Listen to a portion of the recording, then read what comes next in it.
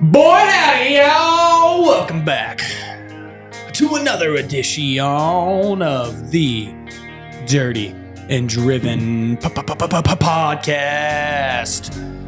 My name is James DeVinny. I am your host on this fine, beautiful show. Today, we've got a special edition for you. This is the show where we bring people to the blue-collar world, teach them how to kick ass. Our mission here is to gain, train, and retain solid, hardworking individuals in the blue-collar construction trades. We have two guests on today, and as always, I'm joined by the talented man, myth, legend, coming at you in the same attire as every show. Sweat-stained hat and American Pride shirt. Boy, howdy. KCD. How are you? Dude, we just recorded 2 hours of solid thunder, man. We had on a repeat guest for the third time, Cory Goodno, and we had on a new guest, Travis Whitefield. We were talking about bulls in the blood, The dust and mud. roar of the Sunday crowd. Did I skip one? The Bronx and the Buckles. The blood and the knuckles. We're kind of messed it up a little bit. That's okay. And they call the thing rodeo. We brought on our special edition rodeo episode again, just like we did last year. And man, I don't think these guys disappointed. It's the wide and the knuckles, the gold and the buckles. Yeah, there you go. They call the thing rodeo. Yeah. My B. Where are the bodies? Where are the bodies, Garth? No, guys, this is a fun episode, man. We as always, we have our normal level of bullshit that we always have. And, man, we talk about the rodeo and about some of these cowboys. And, these are just blue-collar people. And we also just talk about how these two blue-collar dudes that were in here today are making a huge difference in our community and how you as a blue-collar person can do that too. But, man, we have a lot of fun today. We rabbit hole and sidetrack as always. And, man, I hope that you guys enjoy it today. I do want to say, if you're new here, if you're a first-time listener, follow us on social media, Instagram, Facebook, TikTok, where we're most active at. You can follow me personally at JL DeVinny. Casey, can they follow you at? KCD369.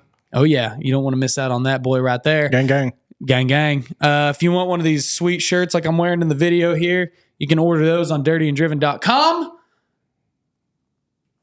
But overall, man, you guys are going to be pumped for this episode. Casey, you got any thoughts on it? No, it's cool to have a couple cool guys like that to show up and spend some time with us. So yeah, man. All right, guys. Well, we're not going to keep you any longer. Let's get to the show. I got. And he's like, man, he goes, there's some dude that came over here from Scheidler that wants me to sponsor his rodeo over there. He's like, he's telling me all these stories, how he's like the dress act of the year and all this stuff. He said, I was like looking at him thinking, this dude is like the dress act of the year and doing all this stuff. He's like, nah, I'm good. He said, since he walked out, he goes, I started Googling him and thought, man, that guy wasn't lying. He really is everything he says he is. Everything. He said, he just looked like a homeless person, though. So what's the dress act? Well, The BRCA Dress Act of the Year. It's what is dress? So, John's got that act. Right. And he's always, they got the dress. I mean, they just put on their fancy clothes, all it is. Yeah, and they got different, they got the guy, I can't remember the guy's name, but he's always in the Indian attire. Right. Got the headdress and stuff on. They do the act. Yeah. Because John Payne acts, his is the one-arm bandit. Yeah. One-arm bandit, yeah. So it's kind of like the formal of the rodeo. Yeah, it's a formal. Y'all need to start calling it the rodeo formal. Or the formal pageant. Same deal. The gala.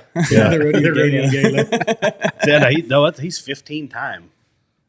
He's won it 15 times. Wow. Yeah. And he's still doing it, isn't he? Because I think the last time I think they were here, it was like his daughter, maybe. Yeah, it was Manda. Yeah, it was. That was part of the stipulations, though. From what I remember, was they had, in order for him to come back, it had to be John himself. Well, we just hadn't had John in a long time. So is he the act this year? Mm-hmm. It's okay. John himself. Oh, that's cool. Because he'll do. What kind of animals is he bringing? There's no telling. There's no telling. So you guys don't know. No telling. Because he's brought like zebras and buffalo and John kicks that trailer open. That's when we'll know. yeah. That's when cool. we'll know. That's awesome, man. Yeah. Yeah. There's no telling with that, Well, man. we're recording now, by the way. Tell the listeners a little bit about what that act is, because that's a pretty cool act. Yeah, so he's it's hard to explain, I guess, not really, but it's the One Arm Bandit Company. He obviously he's got one arm. He rides around, steers his horse with his feet. He's popping a whip in one hand and shooting a pistol with that same hand. And when they kick him gates open on that trailer, like I just said, you don't know what's coming out of that trailer. It may be a zebra, it may be a buffalo, may be big Watusis with horns that barely fit in the trailer, maybe Mustangs. You never know. There is no telling. I mean, he may unload a water buffalo for all we know. We don't have a clue. John, he loves to shake it up. So 1987 was that man's first rodeo, PRCA rodeo, and it was right here in Ponca City. Wow. Yeah, it was pretty cool. That story, he was kind of one of them deals. He went to the rodeo the year before, so that'd been 86, and he tells it that the act sucked, and he told the committee, he said, that act is horrible. He said, I could do better than that. And the rodeo committee at that time said, all right, if you think you can do better than that, you do it next year. John said, I'll be here. And they took it serious, and John didn't think they were serious. So, it was a few months before that, they called him and said, hey, you're still doing the act, right? Uh-oh. So he ended up coming up with this act, and he loaded, loaded cattle on the top of the trailer there. His first trailer's still over there at Scheidler. Wow. Welded together trailer. Kind of cool. He's a lot fancier than that now. That trailer's real fancy now. Yeah. Yeah, I went hunting on his land, or him and his brother's land last year, I think. He's got a cool place up there in Chowder. Yeah, they got quite the spread over there. It's pretty cool. Yeah. That's some good fish in that lake over there. Scheidler? Shidley Lake. Yeah. Fuck yeah, dude. I guess I didn't know there was a Shadler Lake. Well, I should have kept that a little quiet because that's kind of the old. Yeah, you just let the cat out of the bag on that one. I didn't know there's a Shidler Lake. Yeah, no, it's a real pretty lake. It's got a golf course up top on it. It's pretty nice deep, little golf course. Deep too, obviously on the dam side. Yeah. Yeah, it's a cool lake, man. Yeah. I've never Shidler played Falls. You ever been to Shidler Falls? No, I didn't know there was a Shadler Falls. Dude, You got to get out. I guess I need to go to the Shadler Economic Development Committee meetings. You just need to go over to Mandy's Cafe on Saturday night and get a steak. Go early enough to get a steak, at 5 o'clock, and then go over there after you get your steak eaten and go venture around Scheidler. Yeah, I've been through Shadler. I've never eaten at Mandy's before. I've driven past it a million times, but Oh, that's good. That steak is wonderful. hey, I've heard that. you need to. There's more than Ponca City, Mr. Ponca City. I've been to all the other steakouts. I forgot about that. I'm not Mr. Punk City. Yeah. Okay, so the Shidler Falls, a little hint is this time of year they're probably flowing because we've had good rainfall. Mm-hmm. But if you go during the dead heat of the summer when it's been a drought, you're going to go over to the falls and go, what the fuck? Like, where's the falls? Where's it at? You're going to have to pee on top of it to get to falls. I could do that. Yeah. I'd go pee on it. But no, like Casey said, like right now, it's probably primo. Yeah. With all the rain. Everything green too. So. Yeah. Yeah. Damn, dude. Yeah, you got to get out some more. They don't allow, you can put boats on there, even, like bass boats, but you're not supposed to run your outboards. One of those idle boats. Yeah. Well, yeah, that are pretty much trolling motor. Perry used to have or Pawhuska used to have a lake like that, a trout lake that was just Yeah, they do. It's on the southwest side of town, ain't it? Yeah, I think After it's west of town, then go south. Yeah, but they don't have I guess they don't stock it anymore with trout. Really? Yeah, I was talking about. But that's weird though. They would stock it with trout, but trout are cold water fish, right? Mm-hmm. Am I right? Just got to be deep enough, I guess, right? Yeah. Yeah. So where I work, they have a hunting ranch and they have a trout pond on it, so you can buy like a quail hunt and trout fishing deal. And it's fun to go trout fishing there because you just throw it in there and you reel it in. Oh, there it is. Cool. There is no skill involved. Yeah, kind of like a stocked pond, like Well, it for is a stock catfish. pond. Yeah. But they die in like March. Or like going into a high fenced hunting area to where the deer are like, all right, just pull up. There's your deer. Shoot him. There he is. Yeah. No, but it's they die in like the March. You put it you put it in there, I don't know, November-ish, and then they die in like March. So I always thought they ought to allow hunting cattle. So you could butcher your own? Yeah, sneak up on them, put on all the war paint and shit. I was gonna say, it'd be like the old camouflage. Indian days, huh? That's where Casey's going with They it. do that with buffalo. I mean, you can go buffalo hunting. can you where? I've heard there's in western Kansas somewhere, or eastern Kansas, I guess. Dude, I I'd think it go. is. I'd go buffalo hunt. Hell yeah, I've heard of it. I don't know exactly where, but I've heard that people doing it. I wonder if buffalo get made fun of because they never work out their legs.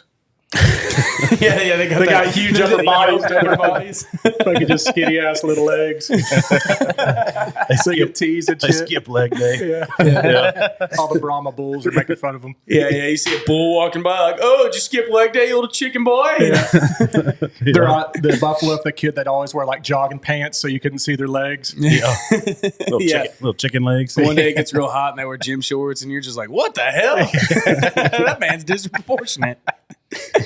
But we're not here to make fun of livestock or animals, guys. We're here for something serious. Well, We're all serious all the time on this Yeah, show. there it That's is. right. And that's where we're going to transition to the importance of Pride Month. Yes, happy Pride Month, everybody. My birthday's this month, by the way. Is that where it started? Once Casey was born, they said, let's get a whole month Is dedicated that the year? to Yes, him. that's the year it was born. And dude, I went into Dollar General right before I came in here. On that side of town. Bought you a flag to hang on your That's what I was truck. fixing to ask. If you want to swing that way, that's cool. But there was something behind the counter and something walked in and, oh, hey. Was that cool. was that your response to him? Oh, yeah. No, I was cool. No, they were actually sweet, good people. But Yeah. whatever. Whatever. Happy Pride Month, James. It all started whenever. Oh, Casey was speaking born. of, we were talking right before you guys came in. I saved it for here. Uh-oh. We're kind of talking like, how did the prides hijack the rainbow? Because anytime rainbows are cool, all the colors, yeah. but it's like they kind of hijacked it. Well, I end up looking it up. When did the prides take the rainbow? If I did anything. When they right. stormed the beaches. It says 1978 original. Although the original rainbow flag with 8 colors was used in 1978 in San Francisco's Gay Freedom Day Parade, it wasn't until 1994 that the rainbow flag was accepted as a symbol for the LGBTQ community. I'll be dang. Now we I know. didn't know that. Y'all can sleep better now. I was Yeah. gonna say Now we you know. learn something new every day. Yeah. And there we go. There we And, are. and now our podcast is labeled as woke. Yep. Ratings just went down. So, anyways, a word from our sponsor, George Soros. Golly. It's getting deep now. Yeah, James said there were protesters at the art festival the other day. Yeah, they had that little art festival that you were asking about. Where did all those murals come from? Right. What They happened? it's like popped up. Well, yeah, that was the whole thing. So all week they started painting in that alleyway, and then kind of on the other side of Central and between 3rd and 4th Street, I think. They had a whole art festival dedicated. The Sunny Days Mural Festival. Yeah, it's a cool deal. I mean, they just took an ugly old dark alley and painted a bunch of murals in it. And Yeah, I was just down here last week and I drove right by there and I'd come by there this morning. I was like, oh, wow. That changed a bunch. yeah, it was like all week. They had a whole like little festival for you yesterday. You could walk through it. Huh. It was They had the man lifts, everything in the alleys. Really? Well, they'd stuff, had to yeah. on some of them buildings I seen. Yeah. yeah. They look good. Yeah. Yeah, they They had the they them lifts. This is where we're going. Damn, dude, that was perfect.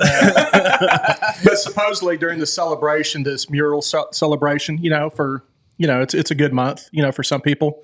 There were James said there were protesters there Yeah. protesting the. What were they? Were they? Well, anything to do with art is you're going to have, people of that community, which again, Purple whatever, hair.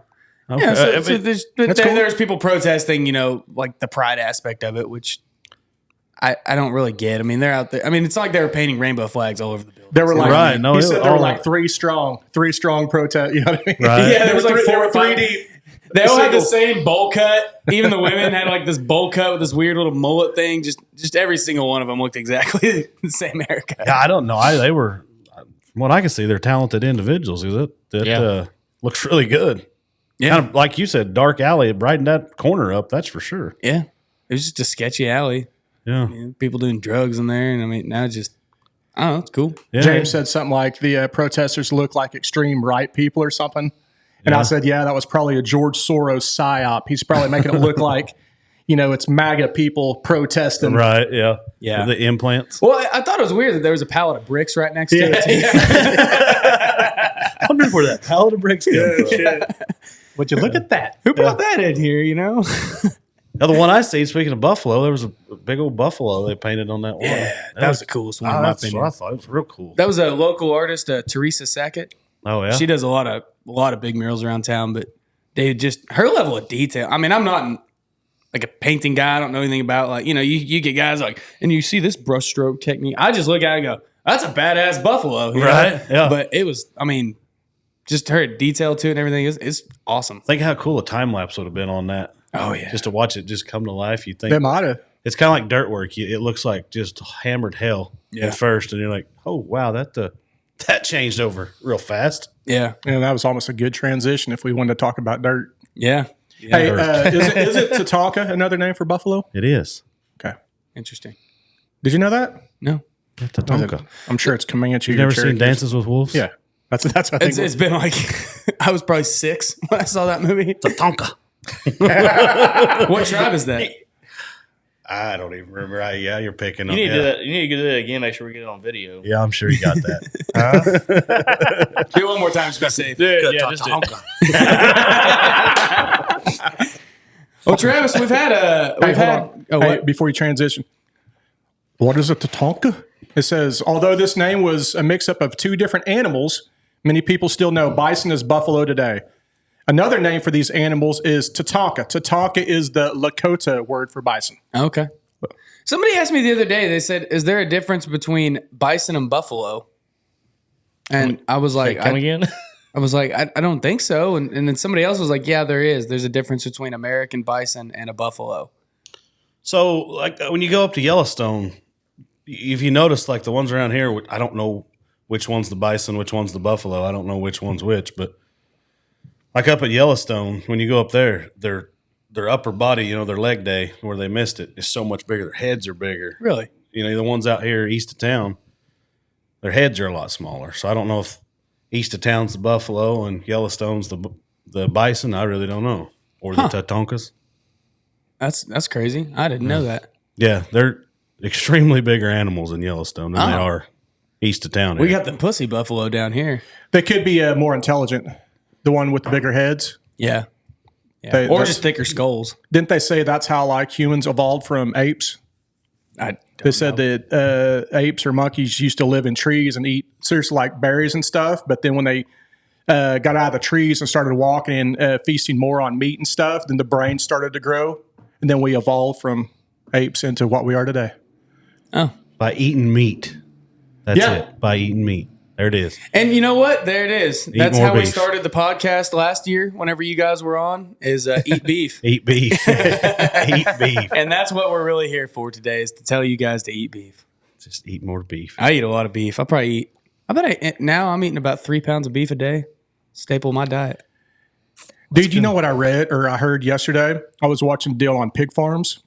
And they were showing how these pig farms in North Carolina, I think North Carolina has like the second largest pig farming in the U.S., but they were showing how all the pig farm, all the sewage and waste was pretty much going out into the ocean. Mm-hmm.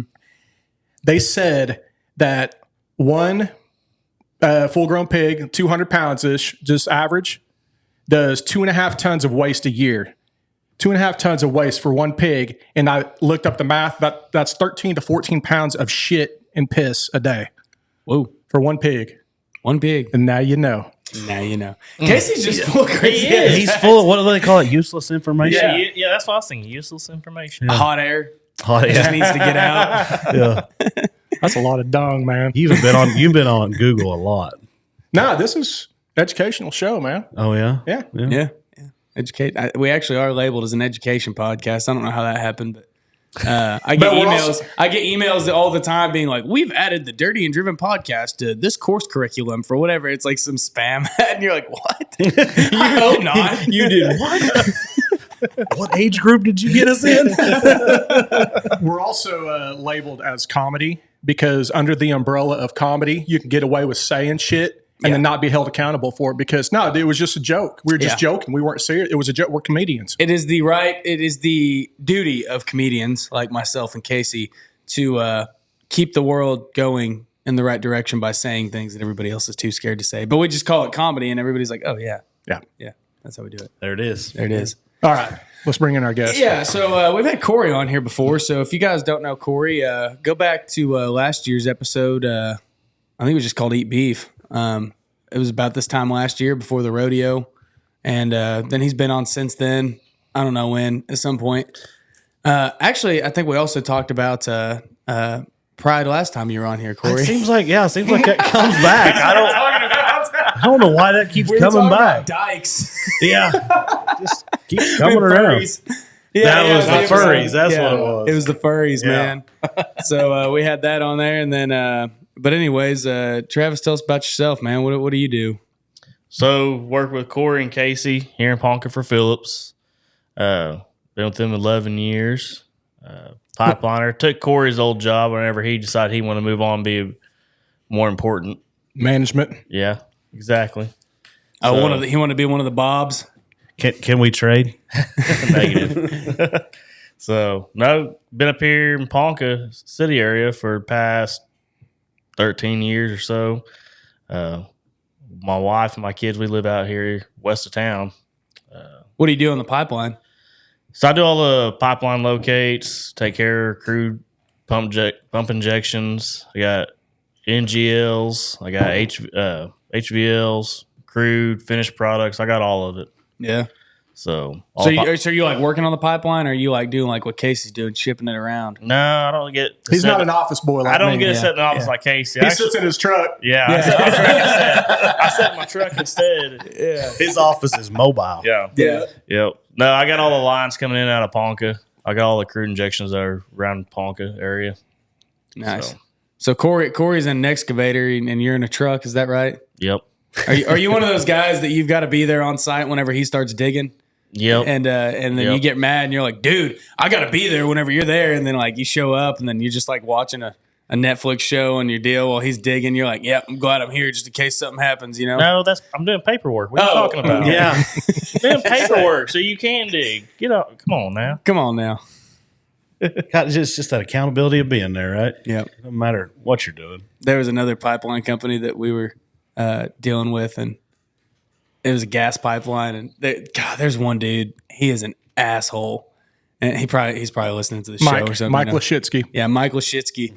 Dude's an ass, and he handles a lot of the gas stuff. And we were getting ready to dig one day, and yeah, he'll hold up a whole construction project if he can't be on site. We'll be at like 24 and a half foot of his 25 foot right away, ready to dig. And he'll be like, oh, you got to be on site if you're digging right there. And then he'll come up with like every excuse. I swear he does it just to piss us off. Just oh, well, we had an emergency today. I got to da-da-da-da-da. You know, well, I can't be there. And he'll just like, he'll push our job off 2-3 days just because we need to dig for like 10 minutes in this one spot. And we've started being not very nice to him. Y'all ever use that technique? No. No, I know I haven't. I actually stay on site. Yeah. Because if you got to drag it out over a couple days, all you're doing is taking up your own time. Yeah. In my opinion. Well, I mean, he'll go to like other jobs and stuff where there's other people digging. And then, because like, do you have to go like if me, a private contractor that's not related to Phillips, like if we are digging and you guys have a line right by the road or something, do you have like, is it you who's going to come out on site or is it someone else? It'll be me. Yeah. So that's like the same thing that this guy's doing, but he'll just like, I swear he'll come up with any way he can to not come to our site. So the better you work with the contractors, the better result and the faster they're going to get you done and the better job they're going to do is always my theory. Yeah, I agree with that. Yeah, the last thing you want is some type of hostile people being pissed off at homeboy because he doesn't. Yeah, just But you get those guys, you go out there on a job site, and they're just like, yeah, it's only going to take 10 minutes. Well, 3 hours later, they still haven't even looked your direction. And you're like, dude, you said it'll take 10 minutes when we've been here 3 hours. Come on now. Yeah, and that sucks. That goes both. I mean, that goes both ways too. You know, if like from your end to our end, you know, if you say be there at 10 and at 10:30, you're not even anywhere near us. Yeah. I mean, you told us to be here at 10, so that's stop what you're doing to get over there and do that. Because definitely. Yeah, there's nothing worse than people not being on time. That's just my Okay, so I got to ask you though, because that guy, you know, one day he calls and we'd finally gotten a date with him worked out, you know, and then he calls us that morning. Well, I got an emergency. Our crew's on site. We're like ready to dig. We're just waiting on this guy. Well, I have an emergency. Locate. I got to go. And we're like, well, fuck you. We're an emergency. We've been waiting on you, and we got to get this job going, or we're going to get into liquidated damages, and you know and one of our guys got not very nice with him, and he goes, well, I'm going to write you up and blah blah, and give you a tease. Fuck it, write me up. If I blow myself up, it's my own goddamn fault. It's just. But do you have grounds to write people up if they start digging within your right of way? I mean, that's just a deal. You get a hold of your right of way person. Let them handle that. what it usually comes down to, push come to shove, is a restraining order. Yeah. That's Interesting. basically what it is, a restraining order over our right of way. Interesting. That's what it usually comes to. But- But actually getting law action right there and then and there, no. It's basically they come out and do a restraining order, and then if you do it again, then it usually. I was wondering because he said that there was something in like the Constitution of Oklahoma that he could write us up against or something. And I ain't never heard of that. yeah, We have a constitution. yeah. No Yeah. shit. Yeah, so actually, here's a fun fact for you. One of the deals at the rodeo this year is the GOP, I think it's Republicans, they have a booth set up at the rodeo. And I think the guy I talked to the other day said Pfeiffer is getting an Oklahoma flag that's flown over the Capitol to raffle off during the rodeo. And along with that, we'll get a constitution of the Oklahoma Constitution as well.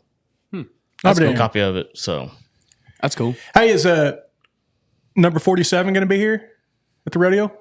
no, he- unfortunately not. Unfortunately not. They're going to let him out of New York? I don't know. Yeah, that's what I think he's still hung up in New York, isn't he? Were you guys trying to get him here this year? We're always trying We're trying to get him somebody. Because you had DeSantis here last year. here. Yeah. Yep. The Sanctimonious. DeSantimonious. Hey, no, he was in New Jersey last night, number 47. He was Was at the he? UFC. Yeah. Dude, he walked in, with Dana White and stuff, and dude, that crowd just went crazy. Was Kid Rock with him? Not this time, but the crowd was doing the F Joe Biden and, Oh yeah. let's go Trump and all that shit. Dana White has capitalized on that so well. Well, Dana White, I mean, that shows what, true friendships are. I mean, I can get Right. all sappy with you, but Dana White, he talks about Casey's in tears talking No, about but he Trump and talks Dana about- White. dude. I mean, you got to respect the dude for what he's done. I mean, so when the UFC was in its, back when it was first getting off the ground, before Trump was anything to do with presidential wise, Trump said, you know what, come to our casinos out in New Jersey and shit. We'll let you put on fights out here. And Trump really supported, the fight game and stuff. So since he gave Dana White a chance, now he needs support. And Dana White's, paying it back to him. So I guess I didn't know. I didn't know that it was like that. That's Oh cool. yeah. Trump was a huge supporter of UFC and Dana, more Dana White than UFC. yeah, and if you ever hear like, what the president, motherfucker, dude, like his sports knowledge, Trump's knowledge, like on boxing and mixed martial arts and just sports in general, dude. Yeah, The guy's an encyclopedia. It's pretty Good. cool. yeah, he is. Not my president. You guys got the governor coming, don't you? Well, thanks to no, they their budget meetings ran into the governor's vacation last week, Oh, and they just got the budgets finished on Thursday or Friday, I think. So, when the wife says we're going on vacation, we're going on vacation. yeah. So that's this week. So he's not coming anymore. No, they canceled on us Hey, Friday. good cover story, dude. I love it. Dang. I was wondering. I was gonna say. I was gonna try and sneak in the door there. I told Casey last week on our last show that I've decided I'm gonna run for governor. Not anytime soon, but at some point. So Yeah. trying to get my face out there in front of some governors. You know who needs to be their special guest? Mr. Ponca City, Relo Adams, the one who won Mr. Ponca City pageant.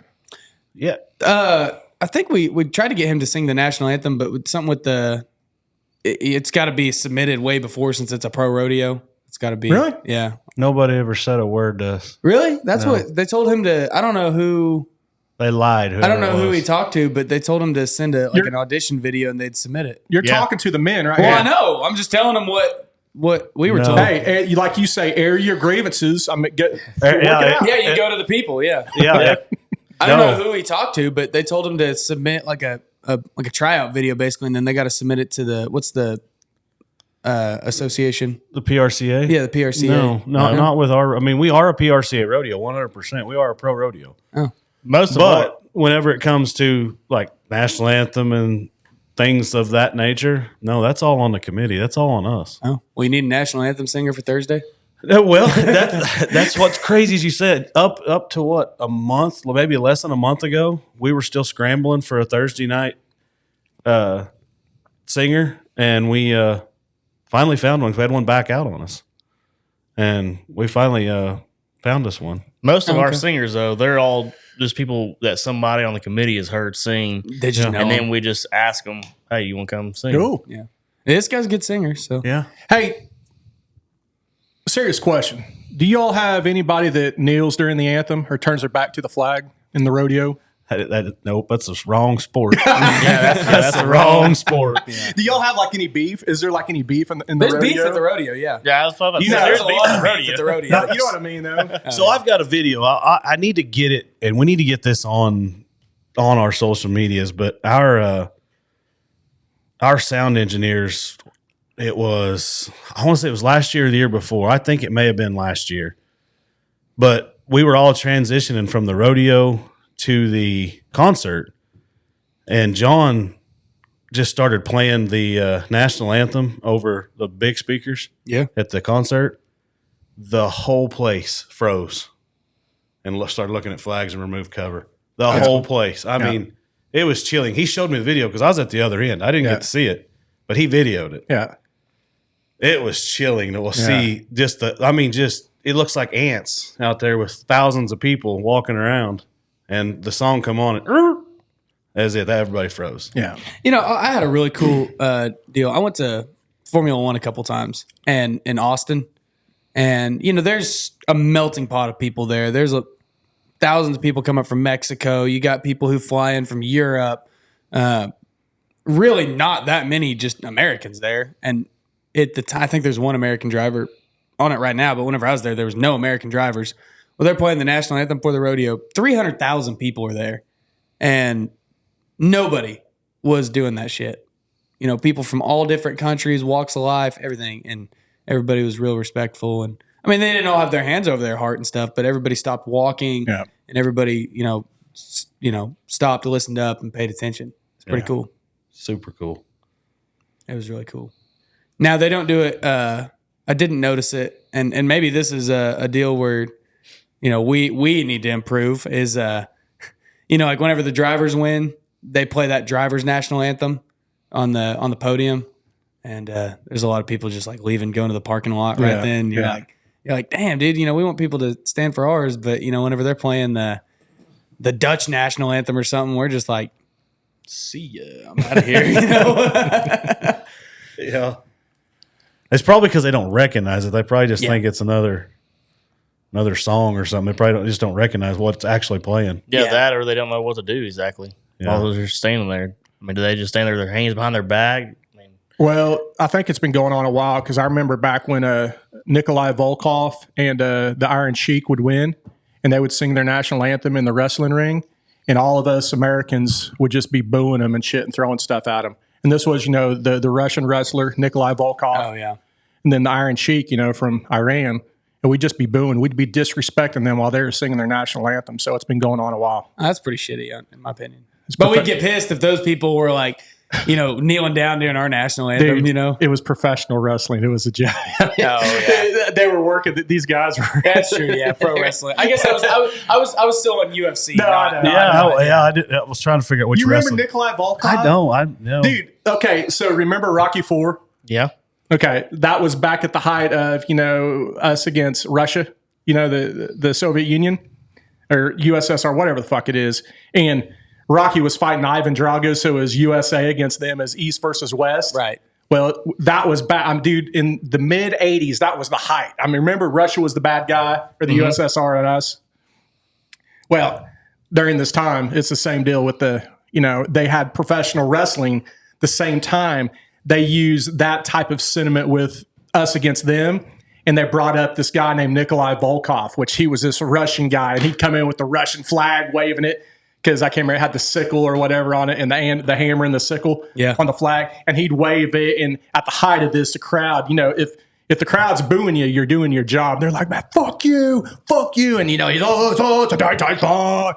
He was doing all this shit, dude. Look at it, man.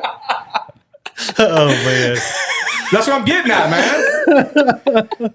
But what I'm getting at is we would disrespect them when he would win a match. And he'd be singing his national anthem. We'd be booing and throwing cups and beers at him. Yeah. And we should have been sitting there nice and respecting him. You know what I mean? Him and his country. I feel like it's different if you play the national anthem after an event versus before. Like before, everybody's like, yeah, but like after, everybody's riled up, excited and all that. And maybe that's the difference.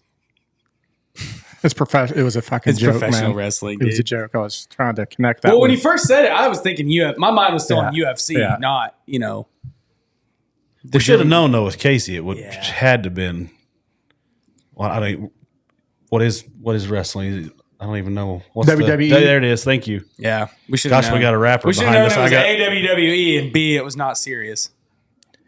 Dude, what the hell? I don't know. We got something going on outside. I don't think the listeners can hear it on the mic, but there's somebody outside with a loud ass speaker just blaring some sort of booty popping music. Man, it got me off guard. All I could hear was that behind me. I thought it was coming from next door, honestly. No, it was right out this window. So what the UFC needs right now is a villain. They need somebody like from Hamas to come up, even a guy that might be an American wrestler, like badass mixed martial artist, but then claim that he's from Hamas or a Palestinian, and then like really play that side, just the bad guy. They had Khabib there for a while. Yeah, Khabib was pretty kick-ass. Khabib McGregor deal. Yeah, he was the bad guy. There him and Trump had a nice little talk last night. Khabib or McGregor? Khabib and Trump ringside, and Trump, if I remember right, and this could be putting words in his mouth, he said something like, "I can end this stuff very quickly if I get in." And I think he was talking about, the Ukrainian war going on. Interesting. Well, guys, you're here to don't give me that look, Casey. Guys, we're here to talk about the rodeo some. So I know we've been brushing on it here and there, but throwing tidbits in and out of there. But let's. I know our listeners last year. I mean, obviously we have a blue collar construction audience. The world that we all live in daily. But I mean, a lot of these guys are either into rodeo or some of them have been actually competed in it. I mean, because a lot of rodeo guys, I mean, frankly, they're still swinging a hammer as their day job, and they're just rodeoing at night, just trying to make the dream come true. There's a lot of them out there still, for sure, still doing that. Yeah, that's for sure. But a lot of we're a PRCA rodeo, so that's a pro rodeo. A lot of those guys, or I'm not going to say them, dang near all of them, because they're trying to get to the Super Bowl of rodeo in Vegas every year at the NFR, and they leave our rodeo, they're going to another one the next day, and that next one may be 1,000 miles away. They'll drive all night to get there, Mm-hmm. So them guys are putting in the work, putting in the time. I've noticed in the last, probably, 10 years, maybe not even that, maybe 5, you see a lot more of the guys that are working out. They're eating right. They're, used to think about, they show up smoking Marlboros and pounding beers. JB Mooney style. Yeah, there you go. Yeah. But now, you see like our bullfighters, them two guys are machines. They work out every day. They eat right. I mean, them guys are they're rocks, and they are, what's what they do, they gotta be, and the bullfighters, they're all, or the bull riders, all of them, even the team ropers are working out. That was always used to be the I guess the cliche that, team ropers, they're just back there drinking beer and smoking cigarettes, and then they find a horse to get on to come out and rope, that old cliche, I guess. But no, they're athletes. I mean, they are. What they do are 100% athletes. They're pro athletes. Yeah. And the horses they ride, the animals that come to our event, it's extraordinary to see the horsepower that they're riding, and then the horsepower and the stock that Sammy Andrews brings is unbelievable.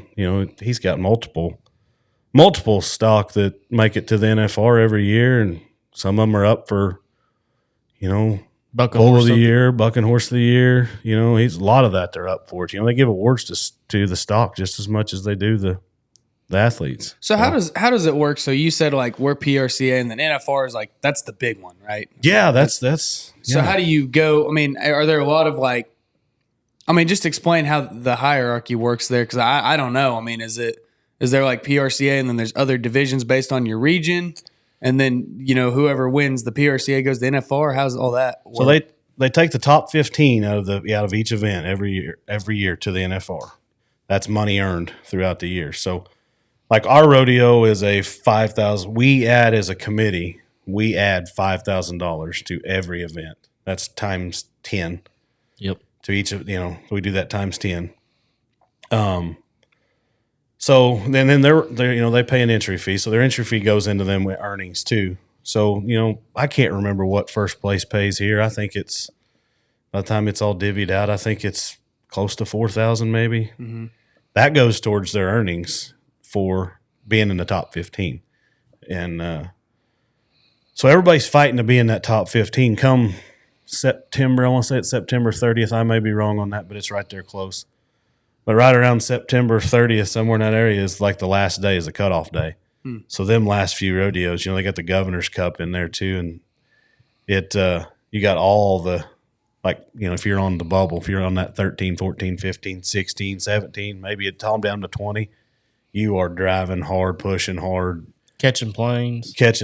You may, you may send. I'm just going to use the timed event guy.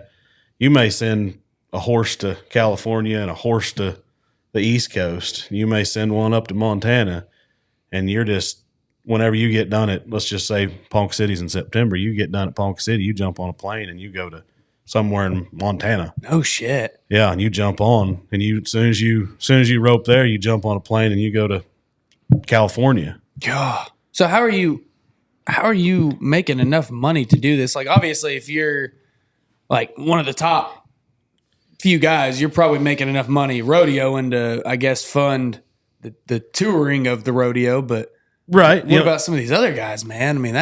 I mean, sponsors. I mean, huge. You got to sponsorship is huge. That's honestly, you bring that part up right there about Cory said about them guys. They got horses going here. They got horses going there. They'll get done at this rodeo, and then they'll get on plane. Colin Proctor is a team roper over, is it Claremore or Pryor's where he lives? Yeah, I think it's Pryor. Pryor's where Coleman lives. He usually comes to our rodeo, and he's a header in the team roping, and he's a steer tripper as well. He has a little podcast, and he puts them on Facebook, but he talked about last summer. I mean, he put out his whole schedule of events, and then someone asked him, and he answered the question online in a video was, how many rigs do you got going? And when they say rigs, how many horses do you have going different places? And he said, like Cory said, he's got 3 or 4 different rigs, or there's 3 or 4 rigs carrying one of his horses somewhere. And he laid out a map where he was up in, I want to say, Colorado somewhere. He's on roping the first round there, get on a plane, go to Arizona, rope his first steer there, get back on plane, go back to rope his final steer at Colorado, and then get back on plane, go to like California, rope his first steer there, get on another plane, go back to Arizona, rope his final steer there, and then go back to California, rope his final steer there. And then his other rig was already moving, going to Nebraska to go rope his first steer at that rodeo. Holy shit. But I mean, they're trying to make up that money and get in that top 15. And so, like I said, he lays it out where it's a roadmap and show you how much those guys are actually working, how hard they're working. Dude, that's hard too, because Yeah. it's different. Like, you're talking different time zones and different. Like, I mean, relying on the airlines to get you to not miss a flight. Yeah. Holy There's shit. a lot of work and a lot of play going on there. Yeah. So I'm just going to give you some numbers from like all around. I'm just going to use last year's numbers because we're real early into our year this year, or the PRCA's. But like last year, at the end of the year, Stetson Wright, all around. I mean, he got injured. He didn't complete the NFR. He rode one, but his end of the year earnings with all around was $480,000. So, and also That's what he had earned. For you, the listeners that don't know, your all around means you do multiple events in rodeo.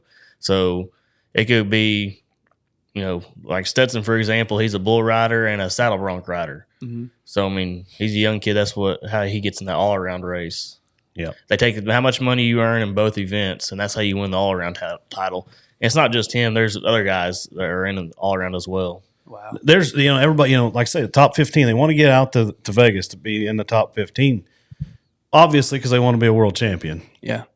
But the money's huge out there. You win a round at the NFR. There's 10 rounds at the NFR. You win one round at the NFR. It's somewhere around 15, 16,000 just to win that one round? It's up to $30,000 now. Just to win one round? Yeah, $30,000. Well, that's way off. Yeah. Inflation. I think it was like 27, 28,000. You win one round in Vegas. There's 10 rounds. Each event is paying like $27,000, $28,000 per round. The lowest you can win, even if you finish dead last in that round, if everybody rides or everybody ropes, I mean, it's like $2,000. Yeah, there's big money to get to the top 15. So everybody's trying to get the top 15. So put that into perspective for me. So you're saying top 15 of every event, and that's nationwide, right? Or is that? Yeah. So that's nation. How many people? I mean, because just one rodeo, you're getting more than 15 guys per event for some events. So at our event this year, we'll have roughly 500 contestants somewhere in that area. So obviously, they're not all going to run in the performance. So we'll have slack on Thursday morning and then steer roping on Saturday morning. So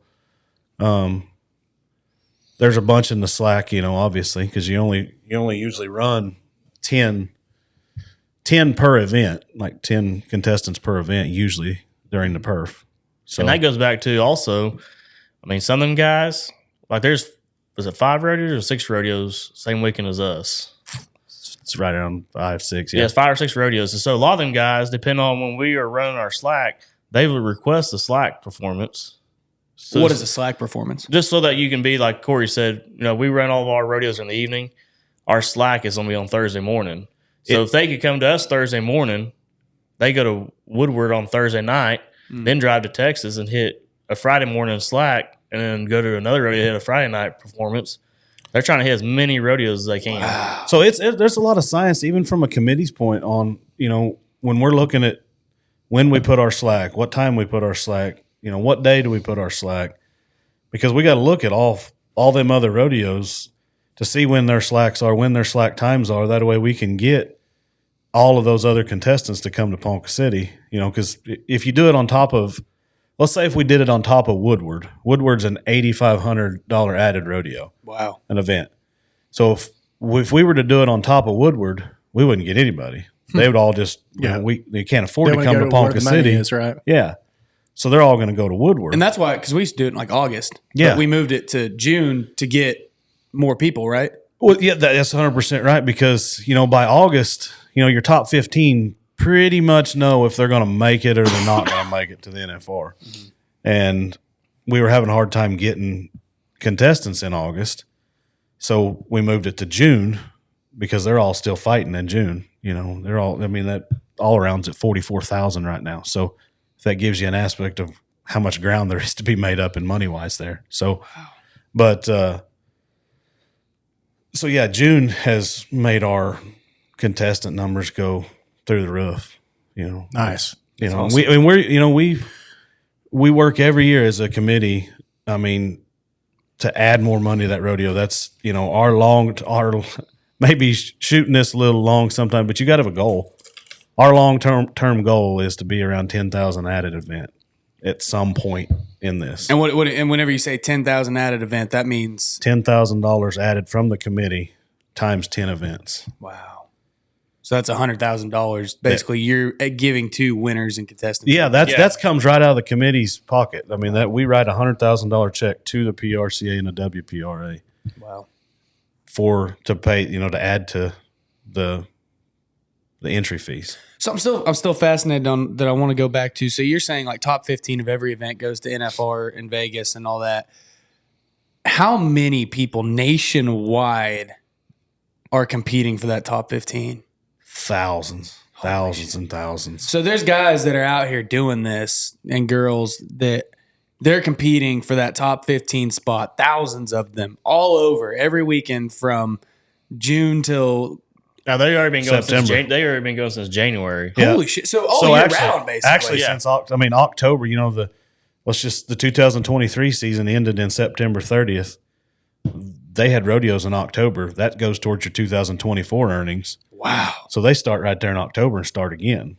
Wow! So so you got sponsors, but like, let's say some of these bottom rung guys that are number 3,000 on the list, not even close. You know what I'm saying? They're just either just getting into it or just competing, or they're just not having a good year. I mean, what are these guys like? What's their story like? There's no way rodeo's paying for their livelihood. I mean, so that goes back to how we kind of started this conversation. You got those guys. I'm for lack of better terms, the weekend warriors. Yeah. Those are the guys that absolutely love the rodeo and they just go. They'll go out on the weekends and rodeo, but during the week, they're running an excavator, they're running a dozer, they're something of that nature. I think a good analogy I was thinking about that would be just like kids nowadays. It's different than we were when we were kids. Is like traveling baseball teams. Like you got kids that can go play right now that might be kick ass, might be damn good. Yeah. But if they ain't going to these traveling tournaments where it costs a piss pot of money to go to these different towns and hotels and shit, add up. If you don't have that type of support, man, you ain't going to get in the big leagues. And that kind of sounds kind of like what Cory says. You got the weekend warriors, man. But if you want to be in that top 15, you've got to just have somebody.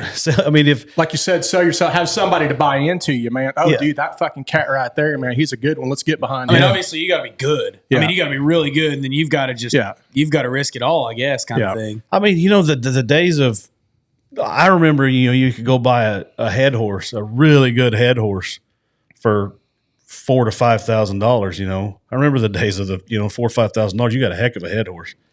Nowadays, you want to let's just say a weekend warrior head horse, you're looking at 30, 40,000.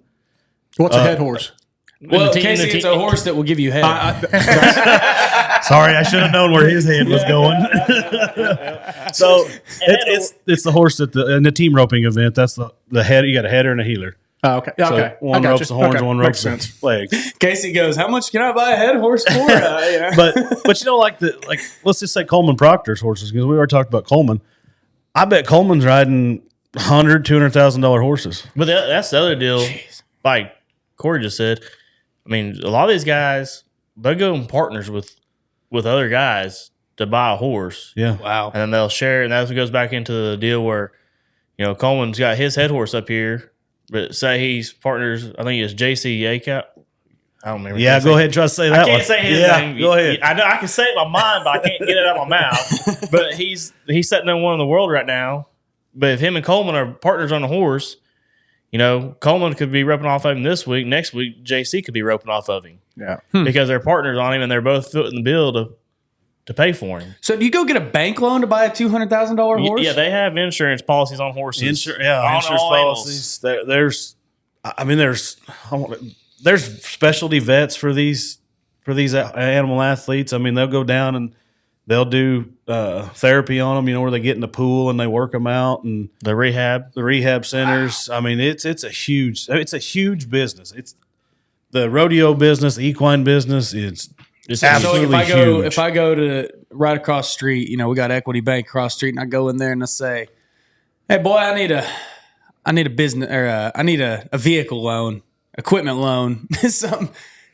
do I just go ask for $100,000 horse loan? I mean, is that like, are they getting bank loans and stuff like that? Are they getting private money to do that? I don't know how it goes. crazy. I do know, like when they go buy a horse like that, they have to have a full blown vet check on them things. Yeah. To make sure they're up to par and will perform like they want them to. Wow. Yeah, I mean, every aspect of rodeo and any kind of equine business today, there's a business aspect to everything. I mean, like Travis said, even in the team roping, he's talked about the team roping in the steer wrestling, you may have 5 guys or 4 guys ride one horse at the same event. Yeah, Vegas, you'll see out of the 15 guys, 3 to 4 guys will ride the same horse almost every night in the same event just because of how good that horse is. So, this year, Are they all 5 on the horse at the same time? not usually. Well, There was that one You're year. looking like a Filipino family going on a moped right there. They're just fighting crazy. Kind of like when they roll up to a job site to re-roof a house and they open the door and there's like 20 of them that pile out of a car. Yeah, it's like, dude, you guys came here in a Honda Accord. Right. There's 30 of you in there. Clown car, man. What was that, 2022, whenever Stockton and I can't remember who it was, they both split the round at the NFR. And rather than Stockton jumping on another horse, Stockton's a Ponca City guy. Graves. Yep, Stockton Graves. He Instead of went him to jumping on Northwestern, didn't he? Is that where he rodeoed for college? Alva. Northwestern. Yep. And instead of him riding his own, jumping on another horse, he jumped on the back of the other guy. They both did the victory lap on one horse. Yeah. Yeah, it was pretty cool. So, but even some of the $1 million cowboys, they're still swinging a hammer as their day job. Because I know that like Jerome Schneeberger, because he won in Vegas, didn't he? Or did he just go, he was. Gosh, I don't know how many times Jerome went to Vegas, but it was a bunch. Because when I first started at Evans, where I work, he was still driving a truck there, and that was after he'd won. I mean, I don't know if that's. I mean, I assume he's still competing and all that, right? I mean, No, Jerome. I think he is. No, I think Jerome's pretty well retired now. He's focused on his kids. I mean, he's got one boy that's really coming along really good. yeah. Yeah, he's my propane delivery guy at my house. Is he really? Yeah. Yeah, he drives the Earnhardt truck now. Yeah. Really? Yeah. Yeah, great dude, man. Yeah. Because whenever I first started, he was driving one of our trucks, and I was like, really? I was like, I didn't know that. I was like, interesting. Them guys, I mean, all of them. I mean, anything to make an extra buck, Yeah. it's.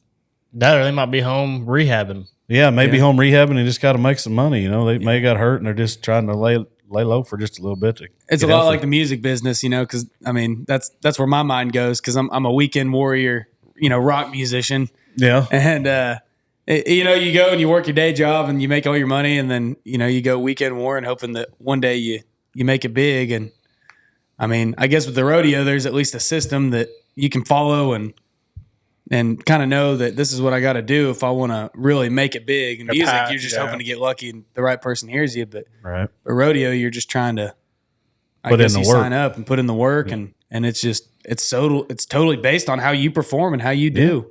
That's pretty cool. So is there an entry fee, I guess? Yeah, every Yeah. event has an entry fee. We don't know what it is because I've never asked. Yeah, they sign up through the PRCA. We don't do anything with the entry Ballpark, fees. or is that something you just don't talk about? No, that's something we don't talk about. We honestly don't know. I want to say it's somewhere in the neighborhood of maybe 100, 125. Would that be for the whole shebang or per event? Per event, per their entry, because we only get entered one time in our event. Unless they're in multiple events. Yeah, Right. Yeah. But yeah, we're only a one header, so they can rope here if they're setting first on Thursday, and they're setting first. They may be still setting first on Saturday when it's over. They roped on Thursday, but they won our event. Oh, wow. Yeah, Wow. That's crazy, man. Yeah. I did not know. I mean, it just showed. I mean, I don't know anything about rodeo other than just it's fun to go to and watch. But right. That's crazy how much goes into that. Like these cats are.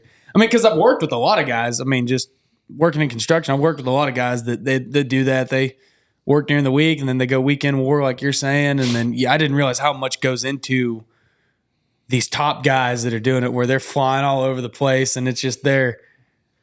It's dang, huge. dude. I mean, they put in the work. They put in the time. They got a family or buddy system, whatever they do have, that supports them 100% and moves them across the country. It's huge. I mean, I've always heard how hard it is on like families and stuff like that for people that are out doing it. I mean, it's just like being on tour or something.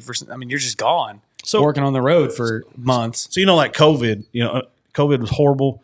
But out of that, I think so many more people figured out, especially in the rodeo community, that why put our kids in public school? Why not just take the family and take them with us and homeschool these kids? Mm-hmm. We homeschooled them during 2020. Why don't we just keep doing that? Yeah. And a lot of them nowadays, they're buying these big, like Coleman, his toter, and it called Toter Talks or something like that. Toter Tails. Toter Tails. He's looking at getting a new toter. Yeah. Because the kids want their own beds. And so he told a story the other day on his podcast how he's trying to get a bigger toter. And he told the kids that he said, I got somebody come look at the toter. And they said, oh. And he said, well, don't y'all want your own beds? But yeah. Well, now what is a toter? It's just an RV. He calls it Toter Tails. He pulls his horse trailer behind it. It's just a big Freightliner with a camper on the back of it. Oh, hell yeah. Yeah, it's just a big old. So literally, it's a big semi that's an RV. Yeah. Yeah, I see some of those trailers are ridiculous. I know a lady that she does like horse shows and stuff, and I think her trailer for her horses, she's got one of those ones that's like half a camper and half stock trailer, and I don't know how much that thing costs, but I mean, it's nicer than most people's houses. We talked about the money it takes to go. I mean, but let's think about it. Before you even load a horse in this thing, you got a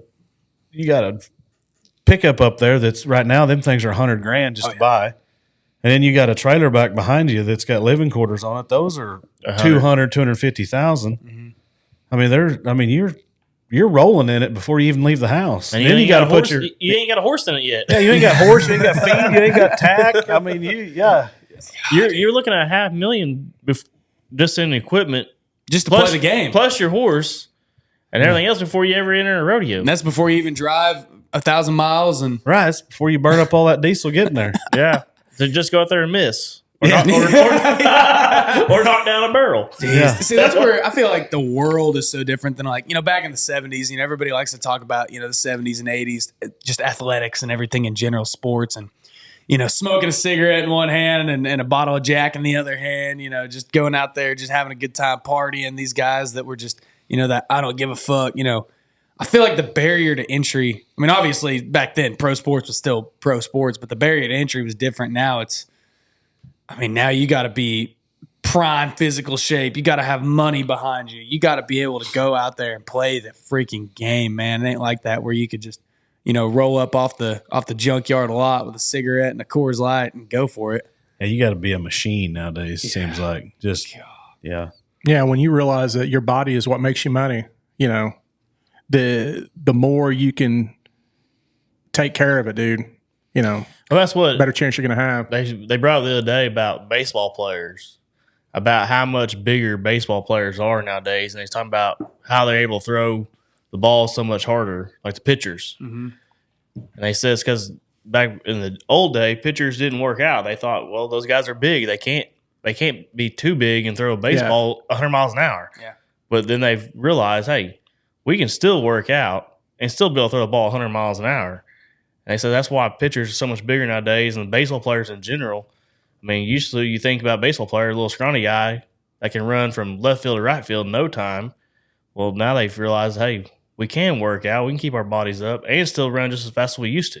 Yeah, and in fact, they're probably learning it's keeping them going longer. Yeah, it's like I had these two guys come talk to us whenever I was in high school playing football, and they played under Barry Switzer at OU whenever he was winning national championships, and they said whenever Barry Switzer first got there, this is like early on before people were really discovering weightlifting, and they kept saying, man, Barry, we need to start working out. We need to start, doing strength and conditioning and blah, blah, blah. And he was just old school, just run them, we need to be fast. We need to be, but then, and people were like trying to, he was like firing coaches for like pushing weightlifting and stuff like that. Well, then there was some high school team that had started doing it, and they just went from being nothing to just being a powerhouse because their people were so strong. And so then I guess the way the story went was Barry Switzer went to like a scrap yard, got a bunch of like old axles with tires on them, and that was like OU's bench presses and stuff. And that was kind of their start to weightlifting. And then from there, it was just like, oh hell yeah, we're weightlifting, we're doing all that, and strength and conditioning started being a big deal there. And it's just, again, different times, man. Oh yeah, no, it is. I mean, I saw on y'all's 101 Facebook page the Shark Tank deal y'all are going to do. Yeah, Yeah. shark Have cage. you seen that? No, I haven't seen that. Yeah, y'all tell him about it. Yeah, so the shark cage we got this year. I mean, it's a Are there actual sharks?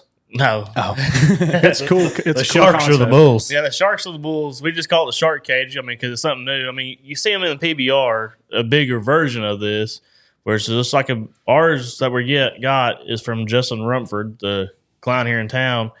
The guy that made his makes all the ones for PBR. I mean, they look like a round bale hay ring is what it looks like, They're made by Prefert. but it's made by Preferts. I mean, it's not like Cory and I went out there one day in the shop and decided we was gonna weld this They thing do a together. mag test on it, X-ray it. Yeah, no, but we got a shark cage, and we're gonna put it out there in the arena, and it'll hold about six people or so.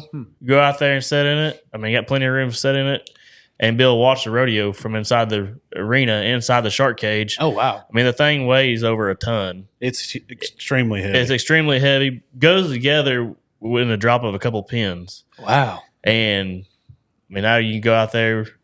The sponsor that's sponsoring it, they're going to send their people out there. We'll be able to put a couple people out there in it and watch it watch the bull ride from inside the shark cage. Wow. so it's Is Dirty and Driven Media Group, we getting in there? Yeah. so the barrel has been in rodeo forever. The clown barrel. This thing's kind of, I mean, this year for sure at us, it's going to take the place of the clown barrel. I mean, because the clown will be on top of it. The clown that's usually in the barrel, Yeah. he'll be up on top of it. Huh. So it's just kind of like, the barrel was made to give the cowboys and the clowns a safe haven to get away from the bull, Yeah. if they're just getting run in the ground. Yeah. They can get over there and get behind that barrel real quick. Same thing with the shark cage. They just got somewhere to go. They can jump up on top of it. They can go around it, somewhere to get away from that direct attack coming at them. You know what I love about things like rodeo and stuff like that is I was telling my wife the other day, I said, insurance companies and lawyers, as I say, speaking in the upstairs of a law firm, insurance companies and lawyers have ruined a lot of fun things.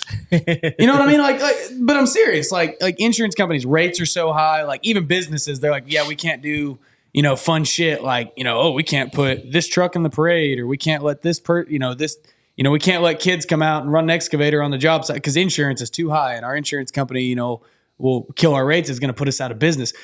Fun stuff like that has been put out, but like rodeos are just like, hold my beer and watch this. We're going to put people into fucking bubbles and let them go get rammed by bulls.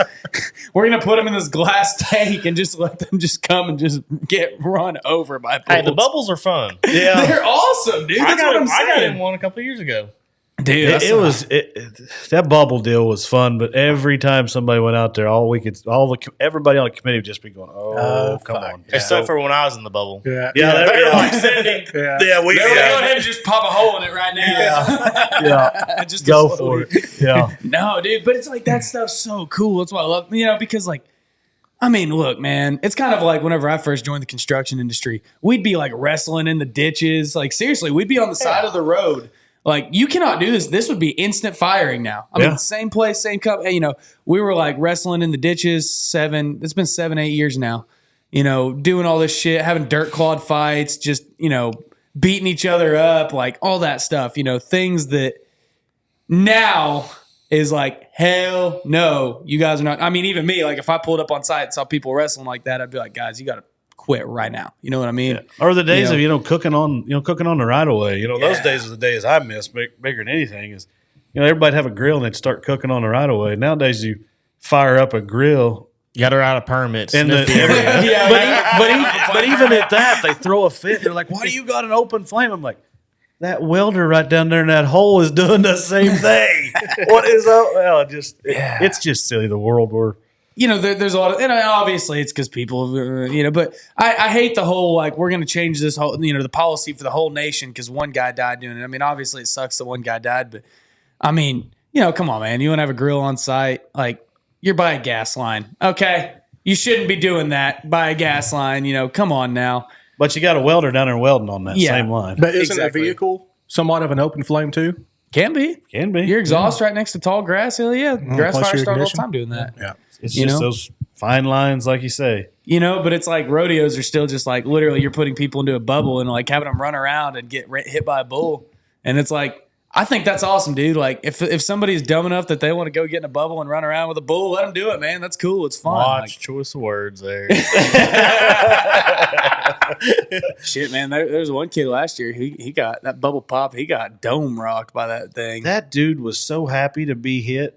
I could not. I've never seen a more happier person with blood running out of his mouth. Yeah, he worked for us for a little while. That dude was smiling and telling everybody to take pictures of him. Like, bud, stop it. Yeah, I watched him. Because he was still working for us at the time. And he got freaking smacked. And I was like, well, he may not be at work on Monday. Man, I could not believe that when the paramedics were looking him over. I'm like, dude, stop, man. Let him help. Do y'all do that poker table deal? Whatever it Years is? and years ago we did, but I had a guy call me the other week asking about the bubbles. We're not doing the bubble this year, but he's like, man, I just did that bull poker or ring of fire. He goes, do y'all do anything like that? Or, where any rodeos that are having it? Because I want to enter up in that stuff. I love it. I hope you have a good insurance guy. Fuck. That's what I'm saying, though. Insurance companies have ruined it all. Like, you got to have good insurance, and healthcare is so expensive. It's just like, dude, let's just do it, man. Worry about the consequences afterwards. I was looking through some old paperwork the other day about just how many times, just silly lawsuits and stuff way back when, and it's crazy how many times the Rodeo Foundation had been sued over silly crap like that. Oh, I bet. Just Signed a waiver, dude. oh no, everybody. What'd you expect? Now everybody, even the shark cage. Even the shark cage, once I sent him the waiver, I said, hey, we need this sign. We need copies of driver's license, the whole 9 yards. I think they were all excited. Then they started, a couple of their employees that wanted to get in, now they're like, Well, no, but that's how it should be. All right, here's the risks. Like, all right, you're going to go sit in a glass freaking cage surrounded by bulls, there's risks associated with it, okay? You can't let us take all the risks. Yeah. You want out there. It's like, okay, if the thing falls apart and you get hit by a bull, all right, maybe then sue the rodeo. But if you're out there and you do something stupid or you're sitting in there and dude, just go do it. If you get hurt, that's on you. You're doing stupid things. Like, it's like we said, the shark cage ain't something that we welded up ourselves. It's a manufactured, engineered design that's been built by a company that you got the patent on it. yeah, And it's not like it's not safe. yeah. And you got two of the best bullfighters, and you got the pickup men out there. That bull even thinks about getting stupid towards that thing. Them pickup men are going to have it roped. Do y'all have to do like an annual inspection? Does it have like a certification on the shark tank deal? No, it's not like, Sling inspections? Yeah, it's not like sling inspections. It's not like the manhole cup box you get. Shoring box. It's not like a shoring box where you got to have it inspected every time. Well, the reason why I ask is I'm going to kind of go somewhere with this, but remember Ocean Gate, the submersible that went down to the Titanic and ended up imploding? Okay. Yeah. Well, check this out. Obviously, the guy, it was controlled with PlayStation controllers. That was the cool thing about it.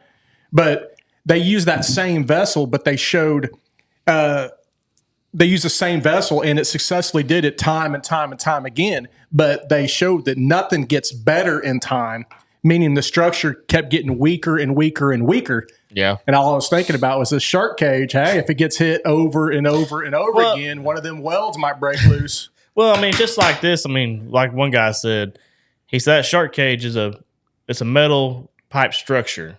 It's just like a fence. You don't see that bull go there and just hitting the fence for no reason. Yeah. So it's the same deal. They're not going to go up there and hit the fence the shark cage over and over again. I'm just trying to get the contestants scared is all I'm trying to do. know that I don't know that I've ever seen a bull, even in the PBR, actually hit the cage. Yeah. they just look at it as an object in the arena. They don't. Is it just metal bars, or does it actually have like a plexiglass around? No, it's it? metal bars. Metal Oh, bar. I okay. mean, you can stick your hand out of it. I wouldn't recommend it. I'd Yeah. keep all my hands and So feet it's inside like the it's like bus. if you went like my parents went great white shark diving in South Africa, and Yeah. it's just I mean it's just No, metal, it you can is- stick your hand out. And, Now this shark cage, it's like a metal hay ring. okay, Is all it is. Probably 2-inch pipe, 1.5 inch, 2-inch pipe, and then it's got a piece of plywood on top. Yeah. oh, okay, there it is. Yeah, yeah.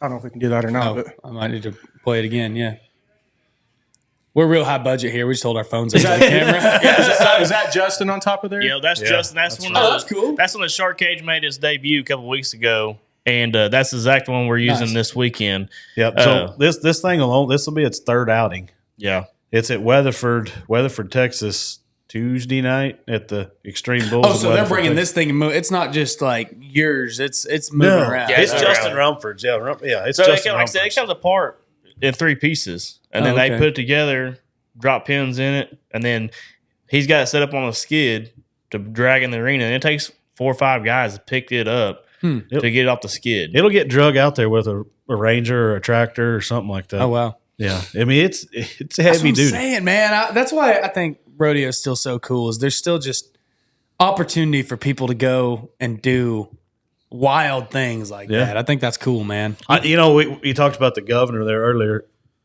The governor, when we told him about it, he wanted in that thing bad. Really? Yeah, he wanted in there bad.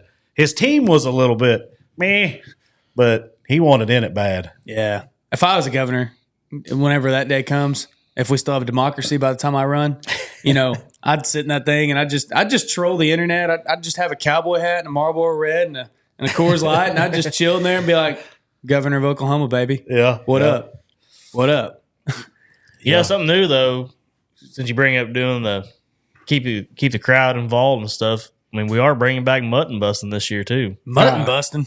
That's great. What is Yeah, that? for the kids. Yeah, riding sheep. Oh, yeah. Yeah. Yep, That's cool. yep, bringing it back this year.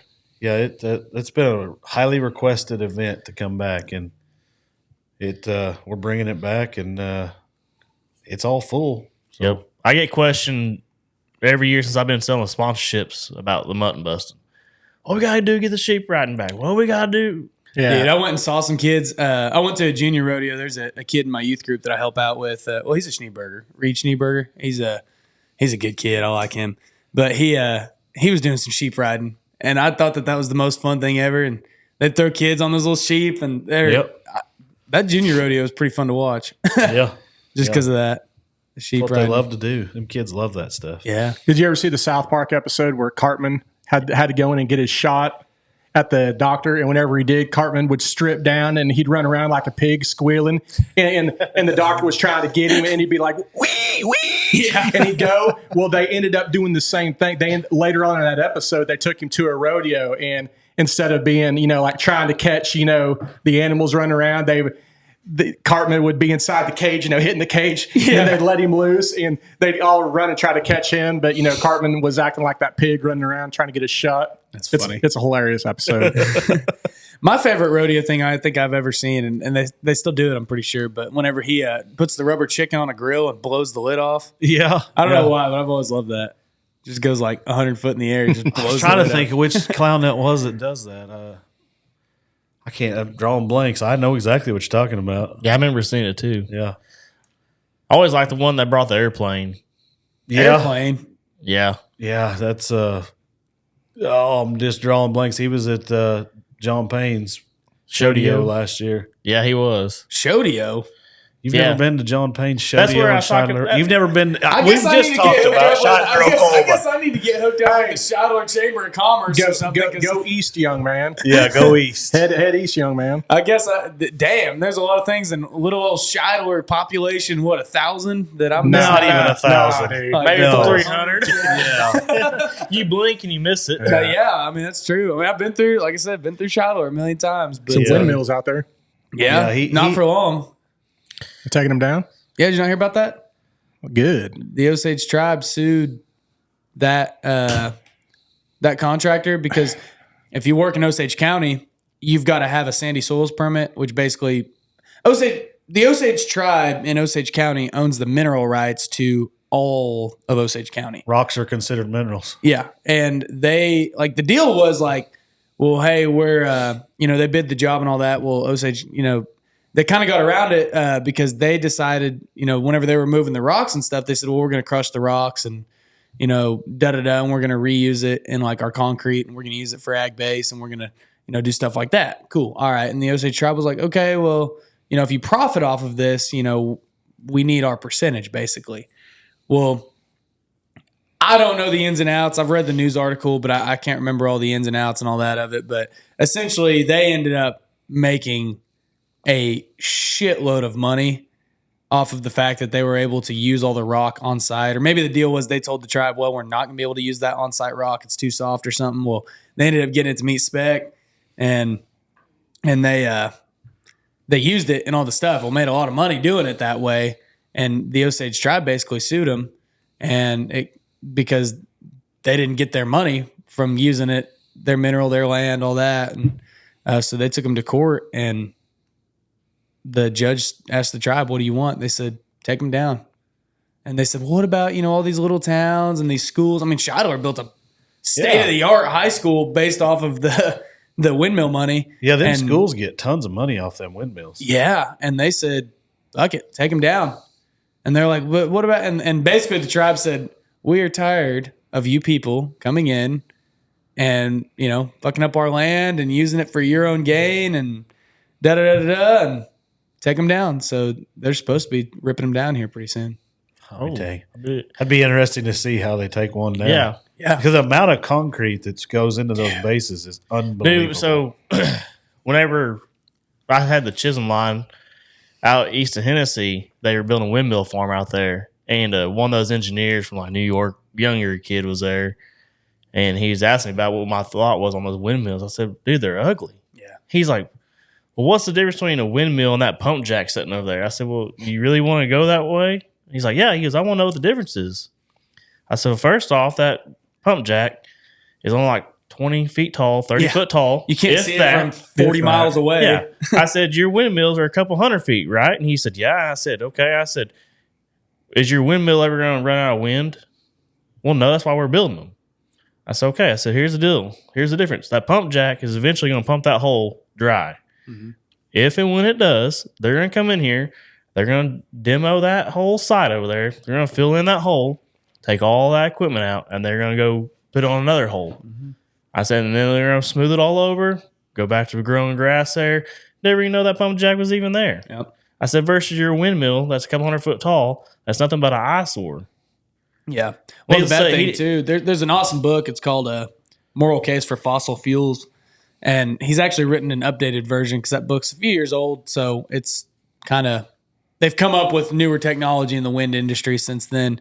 And I'm not totally opposed to wind, but I'm with you. I think they're ugly. I don't like that they're ruining our landscape. But, they're just not efficient means of energy. Yeah. And that's kind of what this book talks about. And then whenever it does come time to remove them, like right now, I think it's somewhere up north, maybe North or South Dakota. I guess they're just digging these big holes because you can't recycle the blades. Yeah.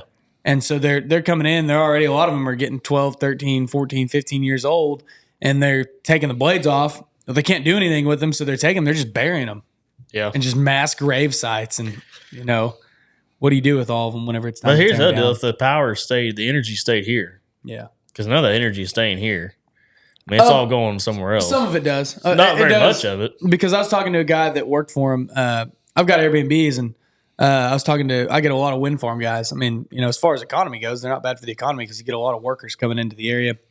But I was talking to one of them about it, and he goes, they're not the most efficient means of energy. But he said, like OG&E, the coal fire plant, before the windmills, there'd be, like the company I work for, they'd haul day and night fly ash out of there, which is the byproduct of burning coal.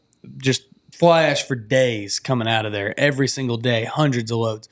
Now it's like a few loads a day, maybe on a good day, like 10 and, middle peak time, summer, winter, because they don't run that plant as much anymore. So a lot of our energy actually is wind energy. And then they fire up that plant whenever they do need more, if the wind's not efficient enough.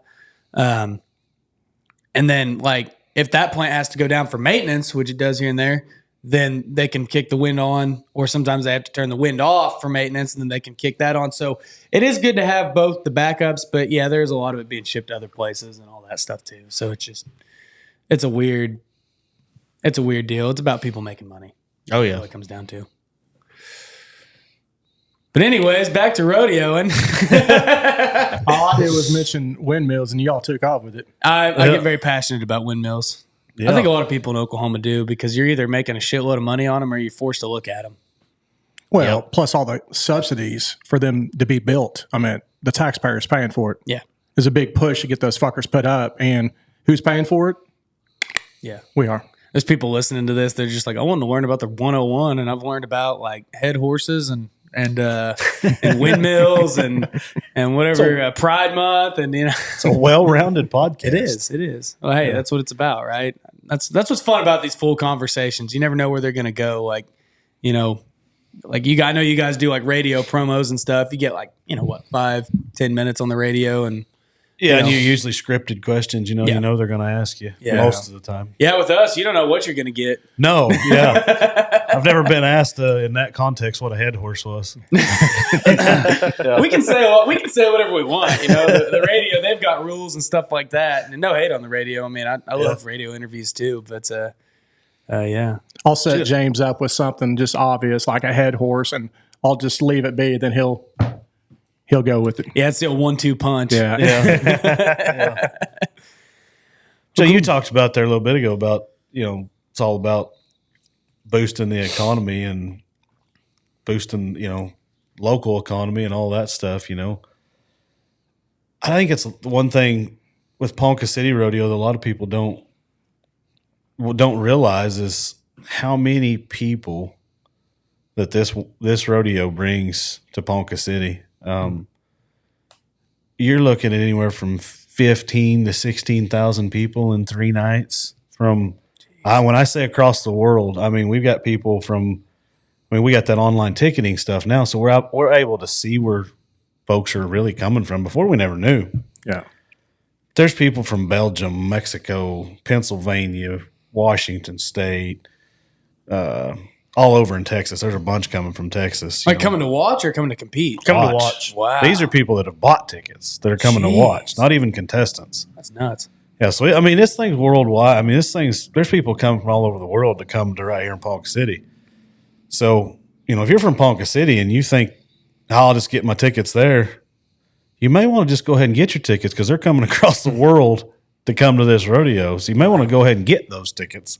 Yeah. And I heard Greg Abbott was putting people on buses to bring him up here for the show. well, if he'll buy them all a rodeo ticket, buy them all a rodeo ticket. You come into the country and you get a credit card with a little bit of money on it, an ID, and a Ponca City rodeo ticket. Yeah, he wants to buy him a rodeo ticket. Yeah. No, dude, that's awesome. It's cool. I'm sure there's a way. It's probably just have to work with the tourism and the chamber, but something that I need to put on my to-do list is to work with them. I'd love to see, let's say starting, now 2 weeks ago, actually. 2 weeks. Yeah. I've Whatever. seen people ask on Facebook, is there anywhere in town to take my husband's cowboy hat to get it reshaped for the rodeo?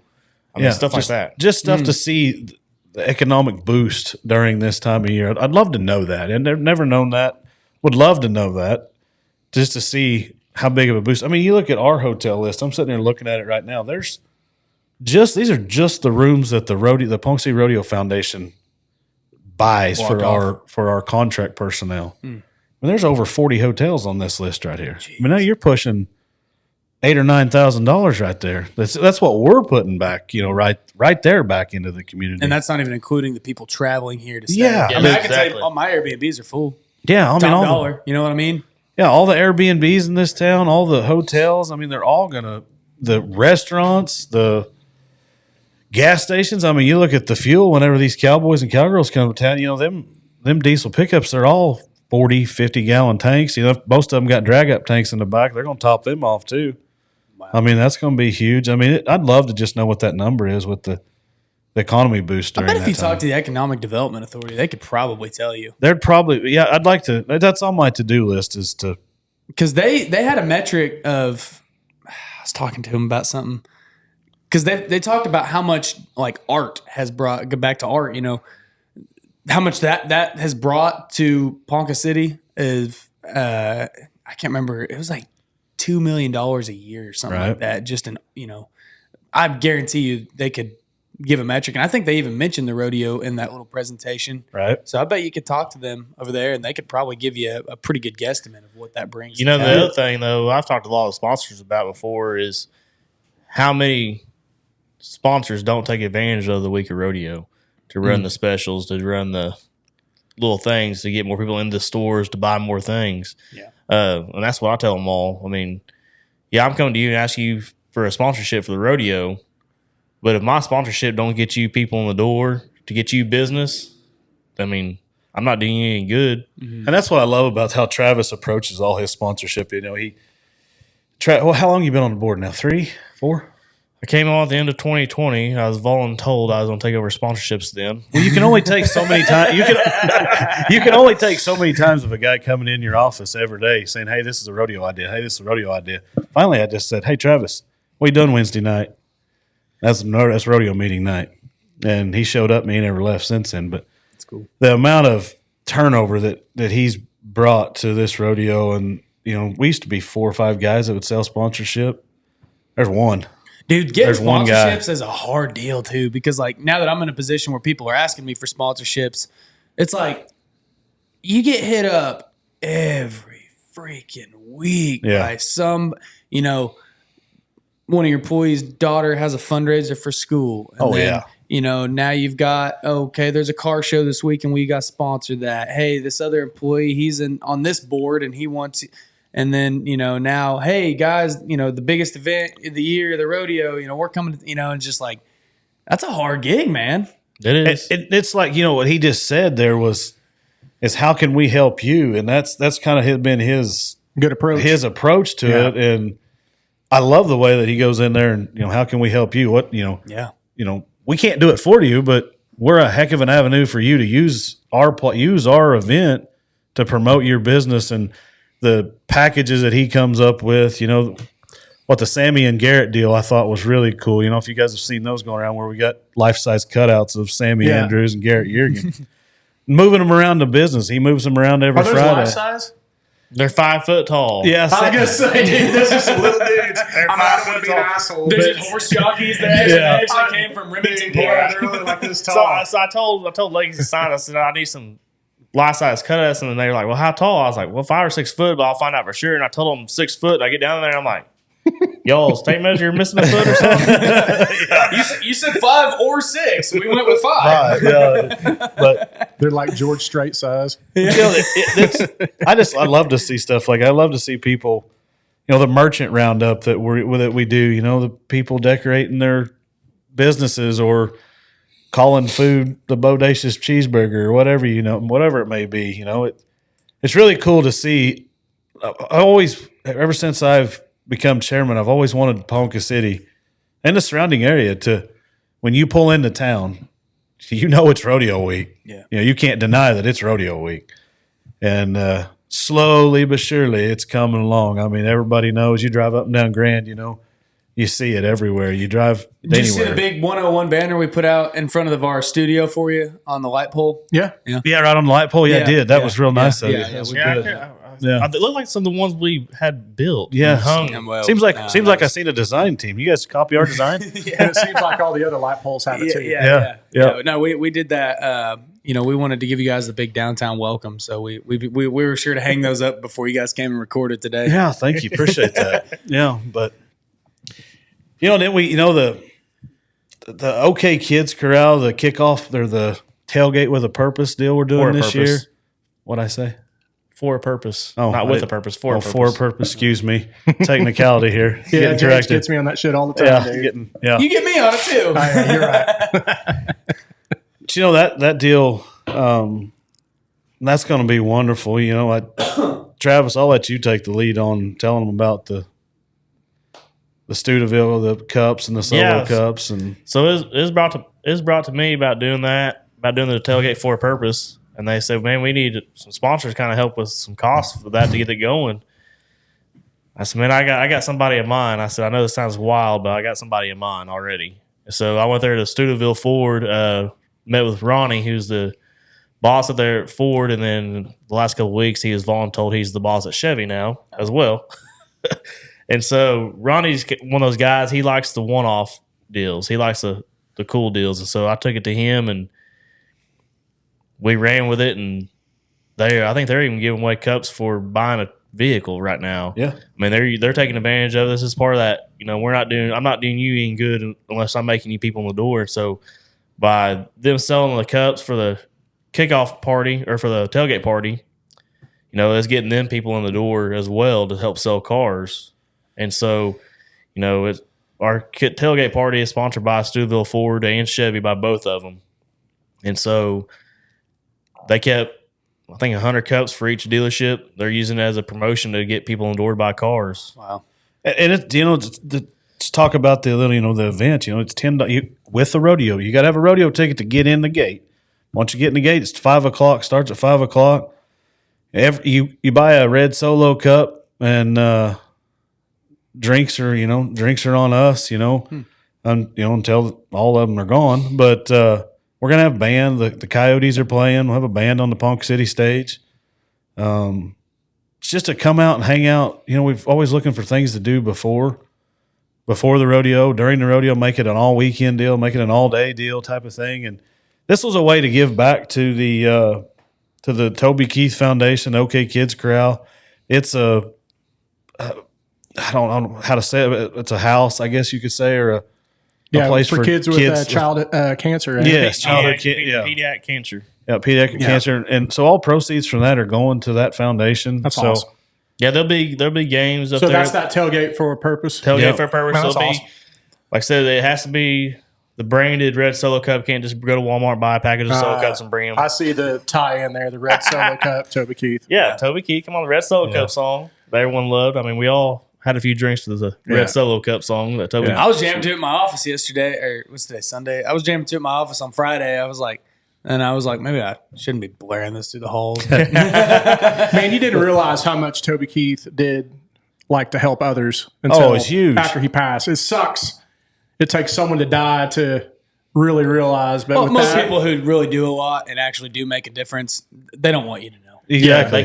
Plus, I mean, he got big into horses too. I mean, he's the one that pretty much helped keep Remington Park afloat. Really? Yeah, he started getting into horses, and I mean, dude, I can't remember how big his horse ranch or whatever was. But it's like whenever you meet guys that do that, I feel like you know that they do big stuff. You don't know what they do. I mean, that's well, even you guys. I mean, you're serving your time. People don't realize the impact you're having on this event, this community, and this actually gets into another topic that I wanted to touch on.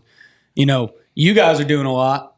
I mean, obviously you're here talking all that, but most of the town's never going to know what you two individuals are doing. They know that there's the board, and they know there's the rodeo, and they know there's all that. But, you know, you volunteer your time. You're not asking for glory. You're not asking for credit. You're not asking for all that stuff.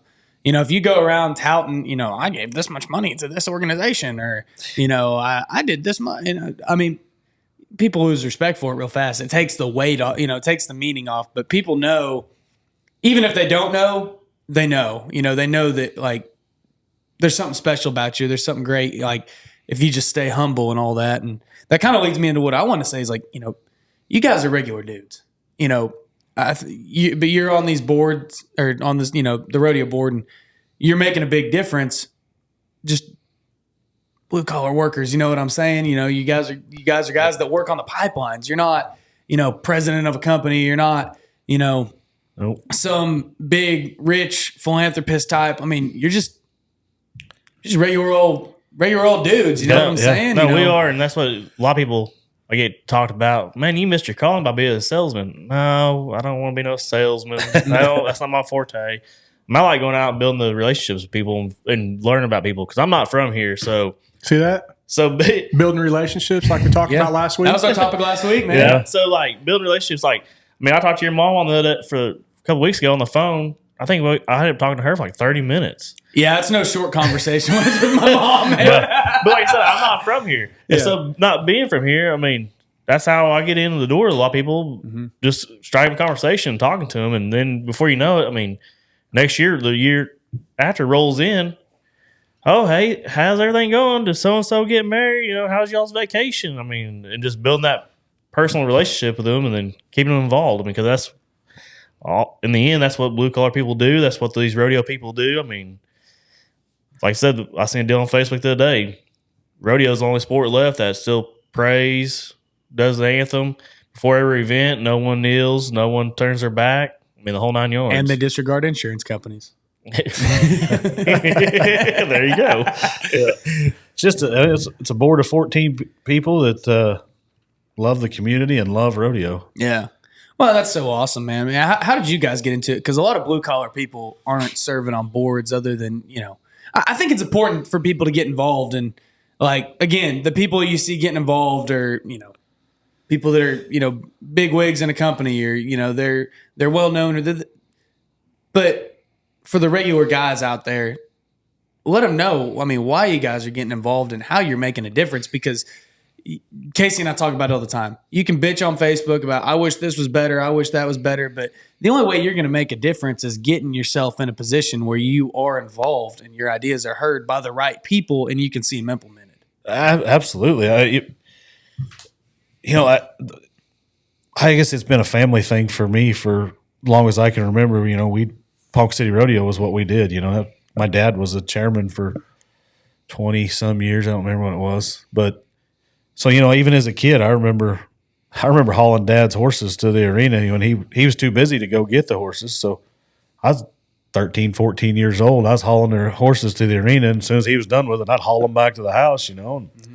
But mainly for me, it's just been a family thing. Love for rodeo and love of the event and love of the community. And here lately, it's been what can we do to make this event bigger, better, more of a rounded event for Ponca City to where, it's a rodeo. Everybody loves rodeo. You've said that.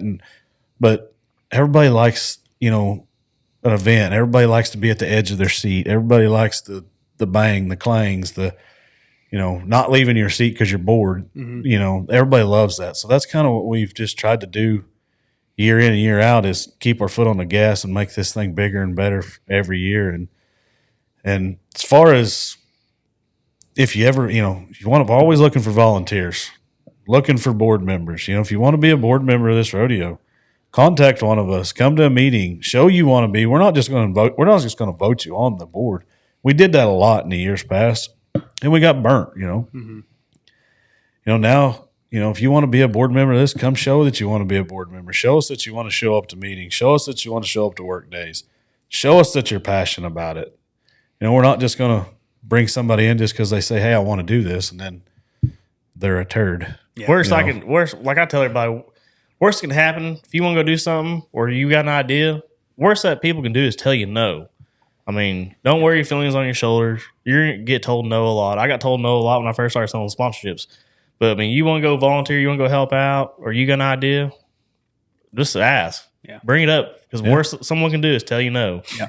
And then you can just say, well, maybe that wasn't such a great idea. Yeah. And bitching about it on Facebook doesn't work either. No, I get I get so sick of Facebook. Oh, yeah. Yeah, so sick of Facebook. But it's a wonderful advertising tool. Yeah. Well, I mean, people are going to complain. It's like I help out with the motocross. And, there's always people that, Ponca used to be such a good motocross. Now, and it's just like, dude, then do something about it. You know what I mean? But, you join a board, figure out why this issue is going on. Talk to the right people. Don't just bitch You don't know about what it. goes on behind the scenes. Exactly. Travis and I went to one of you guys' meetings, and we spoke a little bit, and we listened to you guys talk. You guys have the same problems we have, and a lot of it revolves around insurance. Exactly. How You gotta have some expensive big insurance is. policies are. Yeah. Yeah. Insurance policies they're huge. They're expensive. Expensive. Yeah. Bad expensive. Yeah. And you can only, the bad part about it is just like with you guys with the motocrosses, you got a parameter you can work with, that $5,000-$6,000 policy only gets you from this month to this month. Mm-hmm. You want to do something outside of that last month? Yeah, give us another $4,000, $5,000, $6,000. We'll do it again. Yeah. And you got to have like ambulances on site. Yeah. It's so much. And then, people don't like it. It's crazy. I mean, I didn't know how all that was until like I said, you get involved and you get behind the scenes. And again, insurance companies run it. And it's like, you can't do this event without it because like, the city requires it. You know, if you're in city limits, the city requires you have a certain insurance policy on it. And it's just, golly, man. But yeah, but that's why I think it's so cool to see guys like yourselves involved on these boards. Because I mean, I'm on a few boards, and some of them are regular guys like you guys and myself, and some of them again are big wigs and leaders and this and that and the other. But it's almost, I don't want to say it's thankless, but people don't realize how much time and work and effort you put into stuff to make it great and to provide such a cool thing for the community. Yeah. So I started selling sponsorships in September, October timeframe. Mm-hmm. I mean, I put up my first round of sponsorships September, October. I mean, for everybody. And then I circled back after the first of the year. I mean, it's a lot of work. Yeah, it a is. lot of work. Like I said, like Cory said, I mean, I got into it. I mean, I got voluntold what I was going to do. But, I mean, my family grew up part of a little roundup club, kind of like Newkirk's roundup club. And I grew up being part of that, rodeoed my whole life. And like I said, worked with him, bringing him ideas. And next thing I know, hey, you're going to sell sponsorships. Oh, okay. Yeah. And you said the sponsorship money has increased substantially this year compared to last? Since 2020, I bet it's tripled since Travis took it over. Nice. Wow. And he's the one-man gang now He is compared the to you said one-man there were 4 gang. or 5? If anybody calls and says, hey, we want to do something sponsorship-wise, none of us even, we just say, hey, call Travis. There's That's the no, easiest way to do it. Yeah. there's just no sense. I mean, he's got all the ideas. He's got he built the sponsorship package. He knows it inside and out. You get me in there, I'm just going to screw it up for Travis. So Yeah, he'll call me. He said, yeah, so-and-so called. They want to do this. I told him it's X amount of dollars. I said, well, yours kind of low there, ain't you? or you're kind of high there, ain't you? Yeah. And he's like, well, what do we charge for that? And I tell him, oh, yeah, I messed that one up, didn't I? yeah, so it's just as easy just to send him to Travis and let him get it right. Yeah. Yeah, then you're skipping the whole middleman thing, and or I thought I talked to Billy, and or maybe his name was Jim. I don't remember who I. And then it's just, that's cool, man. No, I mean that's such a good way, and like you said, such a great way for people to take advantage of it. But I mean, I just can't harp that enough. That there's so many people out there that don't want to get involved in stuff, don't want to volunteer, because frankly, what it is they don't feel like they're smart enough. Or they don't feel like they're of that type of person, but that's exactly who you need in this stuff. If you have something that you're passionate about, if you see a problem that you want to fix, don't just bitch about it. Get out there and be involved. If there's something like, you guys are passionate about rodeo, you join the rodeo board. Let's go. Let's make this a great event. Let's keep doing it. Or if you're passionate about, like, Casey was talking about, Toby Keith, kids with cancer and stuff like that. Dude, there's boards for that, Yeah, and let's just talk. Let's take the rodeo board for instance. We're all the time looking for new board members, but they all, a lot of people say, I don't know anything about rodeo. Well, that's who we want. We hire the best in the business to do our rodeo. And there's plenty of us on there that know about rodeo. We are an event. Yeah.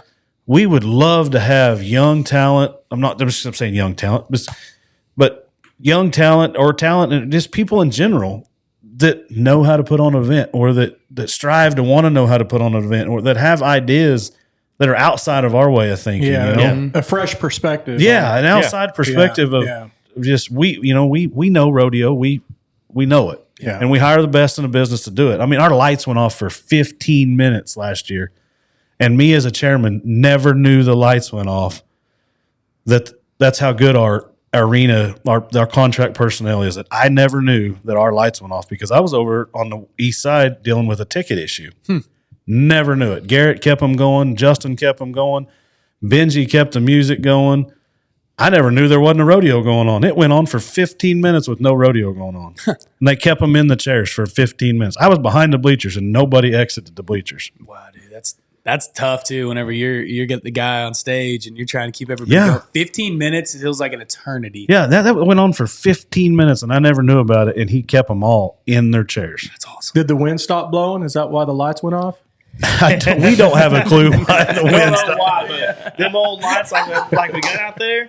I mean, literally, they had to cool down because they're the old oil baths. They're the old oil base had to cool down, and then they had to reheat back up to get Elements. back on. And so, I mean, it takes 15 minutes or so to do all that. Is it still the same lights that are out there? They're Of course. still Is there there. a contingency plan on that, or A little Hold bit your of praying.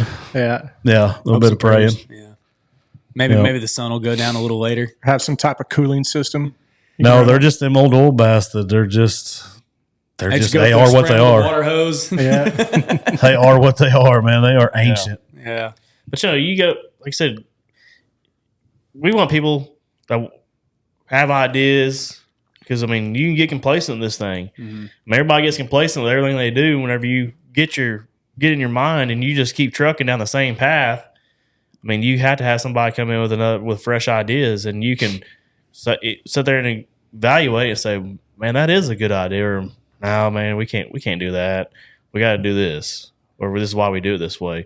But you don't know until you ask. Yeah. And that's where, it's nice. Like Cory said, you don't have to have any knowledge about rodeo. You ain't got to have any knowledge about motocross. I mean, just show up and want to help, and then as you get going on it, those ideas will start coming to you, and then you can start presenting them, and they'll either be good ideas that really work, or they'll be, no, we can't do exactly that, but we can build off of that and do this. So, I mean, you can get somewhere. Yeah. So, yeah, that's the great thing is, I mean, there's always people who have different ideas and perspectives. And that's something that a lot of just construction companies are dealing with now is a lot of them are starting to close their doors because they've done the same thing since the 1960s. yep. And they've been in business for a long time, making money hand over fist for a long time. And now they're getting to the point where it's a new age, it's a new way of doing things, and You got to adapt. you've got to adapt and overcome. You got to change up how you market. You got to change up how you get people. You got to change up how you do it. And you guys, I mean, if you're on a board like that, nonprofit board, or even if it's not necessarily nonprofit, but you're, doing events like this, if you're on these kinds of boards, you're trying to make this the best event every year and not get stale and old. Because, I mean, when it comes down to it, every single year, it's people on horses running around an arena. How do you make that every single year amazing and awesome and fun and cool? That's kind of like, I was talking to you before we kicked on the record button, about the pre-show. The pre-show's at 7:45. I think people miss that every year because we tell them rodeo starts at 8. Mm-hmm. I'll look out there at the lines, and at 7:30, there's people just now getting there. I'm like, guys, the pre-show starts in 15 minutes. We work not so hard. I mean, we work hard to make that pre-show awesome, and kick off and get your blood pumping before we even kick a horse out of the gate. Mm-hmm. And you look up at the stands. While we're all out there in the arena, we're looking at the stands, going, "Oh my gosh, there ain't nobody here. This sucks." Mm-hmm. And then about 8:30, you look up in the stands, you're like, "Holy crap, there ain't nowhere room with people to sit. Nobody can sit anywhere." Almost need to change the flyer instead of saying from 8 to 10. Rodeo. That's what I was thinking. Y'all need 7:30 to 10. Y'all need to pitch it a little different. They have.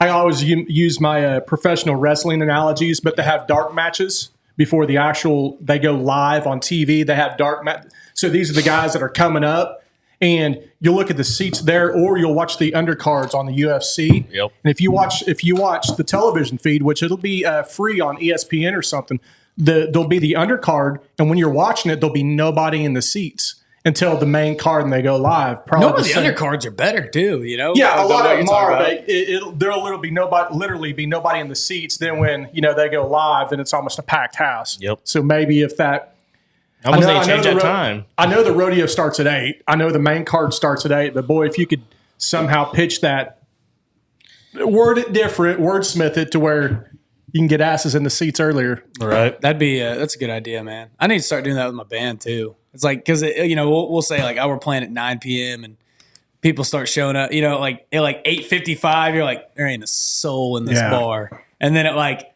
9:05, you start getting a few more people, and then by 9:30, 10, it's just like, again. Well, last year, we had that new ticketing system.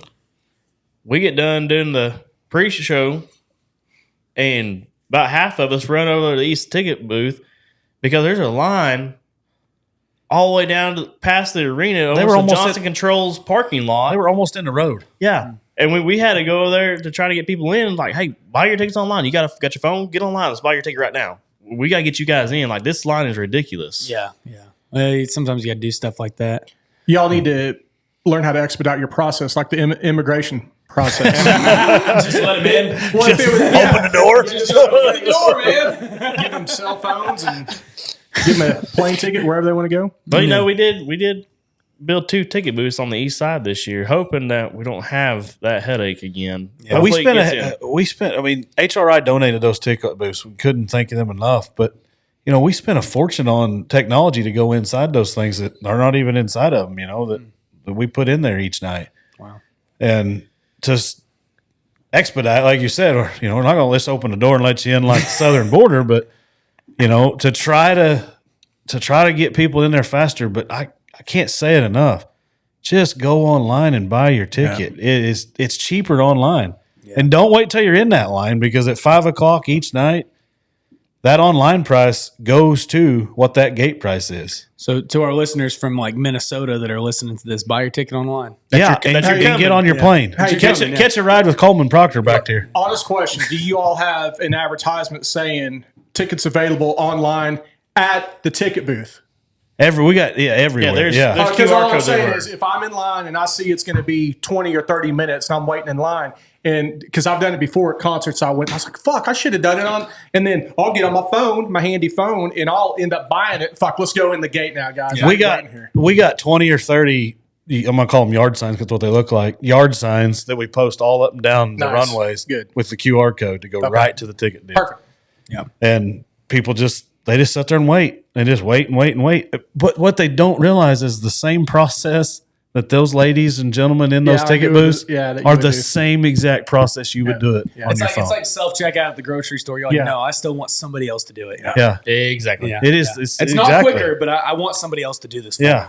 They're doing the same thing that you would have done if you'd have just done it yourself. Yeah. And you could have been getting to your seat, getting your beer, getting your hot dogs, whatever it is. You could have been inside. Because there's a middle lane that you just skip the lines if you already got your ticket. But there's the thrill of waiting in that line. I guess. I don't know how many people last year that I got my face ate. The lines are taking too long.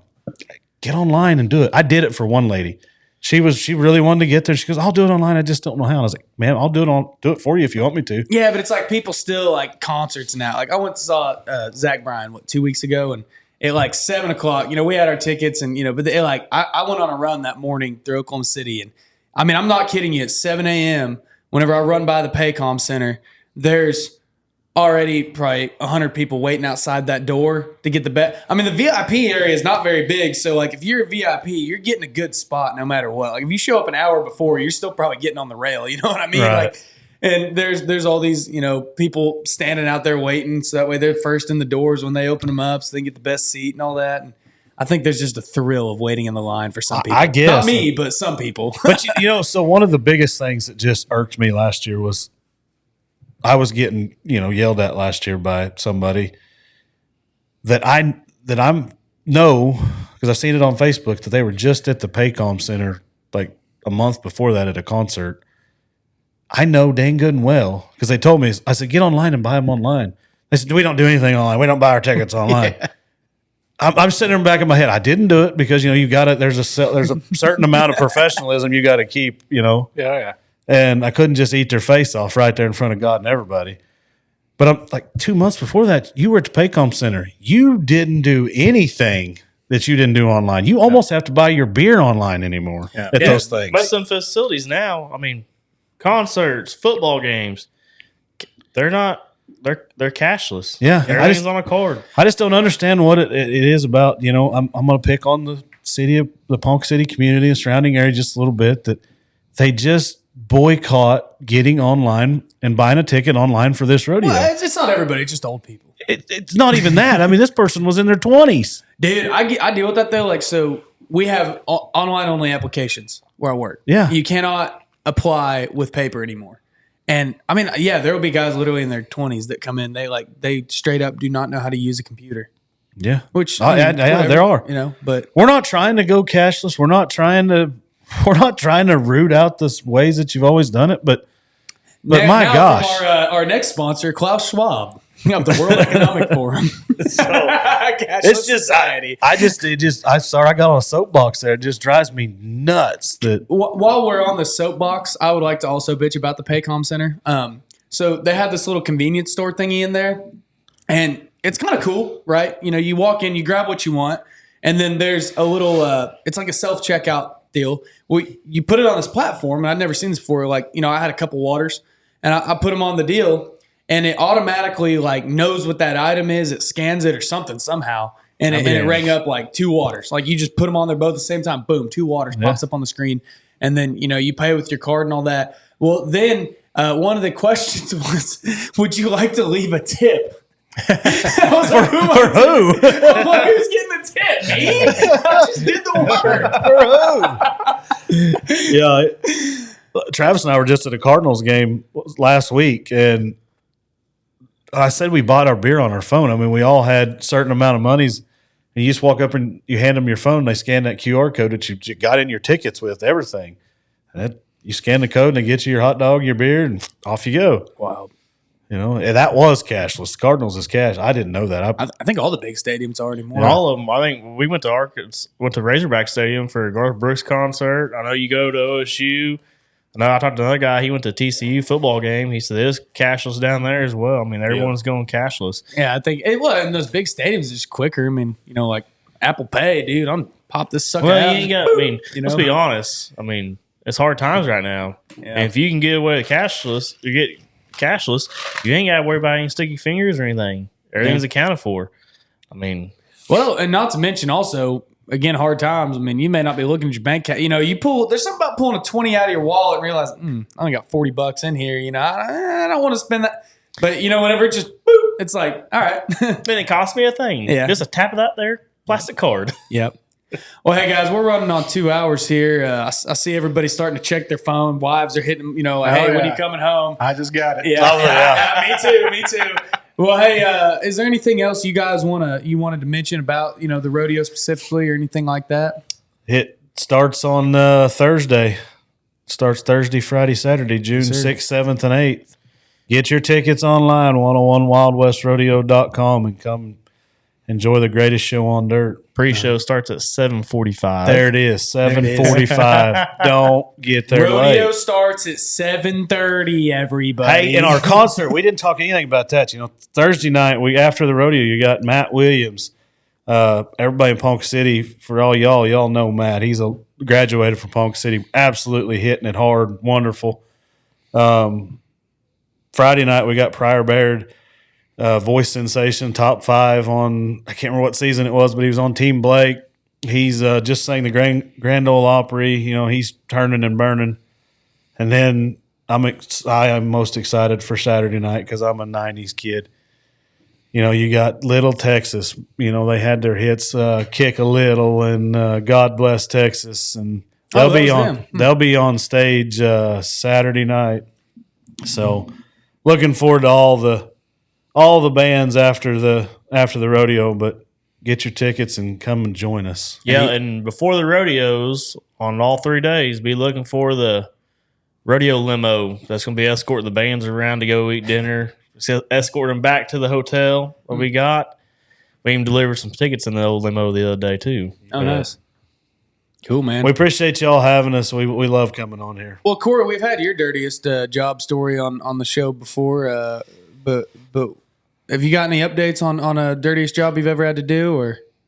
No, I'm pretty clean nowadays. It's pretty clean now. It's pretty boring in my realm of it anymore. Well, Travis, we always ask every guest we've had on what the dirtiest job you've ever had to do is. And so it's your turn. This could be good. No, this one is a good one. So right out of high school, I worked for a packing plant down in Perkins. Ralph's Packing. They make that good beef jerky. You've had all their beef jerky. That's what they're known for and stuff. Worked for them straight out of high school and for a summer before I started college. And so back in the day, you know, they had the kill floor right there connected to the store. And anyways, when they kill the cows, they got to take the hide off, and they called it the hide pit, which they'd go there and throw all these hides in. When they get so many hides in that pit, they call in a truck to come pick up all these hides. I mean, they might be sitting there for a couple months. And they're not like in the freezer where it's, you know, keeping it halfway fresh. I mean, they're out there in the heat, and they're really baking.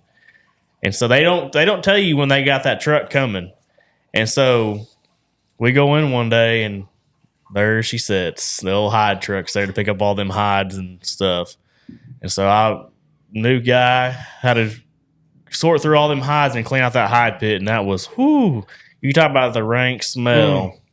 That was a little bit much. That's disgusting, dude. Yeah, you have on your rubber boots, you have on your rubber gloves, but oh man, going through them hides, that was pretty bad. I mean, are you getting covered in shit doing that? Like, I mean, if you don't try to be halfway, finesse about it, you could be. But I mean, like I said, them hides sit there for. I mean, there's not just like 10 hides. I mean, there's a couple hundred hides. And you can't just pick them up with your hands. No, you got to get in there. Yeah, you got to get in there and get a good grip on them. I mean, they're disgusting. And so are they just like decaying? And, yeah, I mean, they put some salt on them in between every one they throw in there. But like I said, there's a big mountain that's probably 6 foot tall of hides. Where does that rank on the dirtiest job for the podcast? That's pretty good. I mean, that's up there, man. I mean, anything to do with dead animals is always just disgusting, dude. I mean, it's one thing to go get covered in mud. Yeah. A lot of people come on here that have been covered in shit. Human shit. And that's pretty gross, too. So that's up there, man. But I'm telling you, like that smell, that hide, like I can still almost smell it today. Like it was ingrained in my nostrils. Like we got done, and every one of us went home and took showers and come back. But man, it was pretty bad. I bet, man. I can't even imagine the smell. I mean, you walk by a dead deer, just one, and you're like, ugh. And like I love reading books about like the old Indian times and stuff like that, buffalo hunters and all that. And they talk about like the old buffalo hunters. They'd do that same thing. They'd kill buffalo. They'd be on the road for months at a time, and they'd have those old buffalo hides, and they'd have a couple hundred of them in a wagon or something, and they'd talk about how bad those guys reeked. Man, you were living that. Yeah. Ugh. Yep. So that's the dirtiest thing I've done. Do you smell that like a day in and day out though? Because they're just in a pile. So if you worked on that kill floor, you'd smell them and stuff. Oh, dude, that's disgusting. Yeah. We had another guy on here that he's a second dead animal guy, but we had another guy on here that said that he worked at a landfill running a dozer, and somebody just dropped off basically a truckload of dead cows, just in an end dump. Just brought them in, just dumped them, and they'd been they'd been decaying and all that for a while, and he said they were just like self-leveling. So, but he was in the dozer, you were in the cows. Yeah, that's awful, dude. Yeah. That's up there. That's gross. I don't know what would be worse, that or waiting in raw sewage. That's a close call. That's a close call. Yeah. It's very close. Especially when it gets in your pores. I mean, it does. Yeah. It does smell. I mean, dude, I bet you reeked like a dead animal for probably 3 days. Oh, yeah. It was rough. Like, I used to flip burgers. Yeah. And, dude, if you're over there flipping and all the grease and shit spackling up on you, I mean, it literally gets in your damn pores and you smell like it for days. Or now that I have long hair, yeah, stuff like that gets in my hair. Oh, shit. I mean, it just, you'll wash your hair 5 times and you still smell like it. Yeah. Yeah. That's pretty bad, dude. I shoot for the top. Yeah. Well, hey guys, we'll wrap this thing up here. I appreciate you guys coming on. Cory, it's fun as always. Travis, it's good to have you on here, man. Nice to meet you. This is a fun show. Guys, I hope that you took a little bit of value out of this, and hopefully, I mean, if anything, I hope that we get some local listeners who decide to go to the rodeo. But to everybody, to all the blue collar guys worldwide that listen to this show, man, I hope that this just shows you that just because you're a blue collar dude, you're not just some lowly peon. You can get on a board, you can do something, you can make a difference, you can make an impact, you can boost the economy of your community. It just takes you getting involved and doing something and just finding out where you can do that, and you can make a huge difference just like these two gents are doing. So with that being said, guys, I hope you go out, you do something hard today. By God.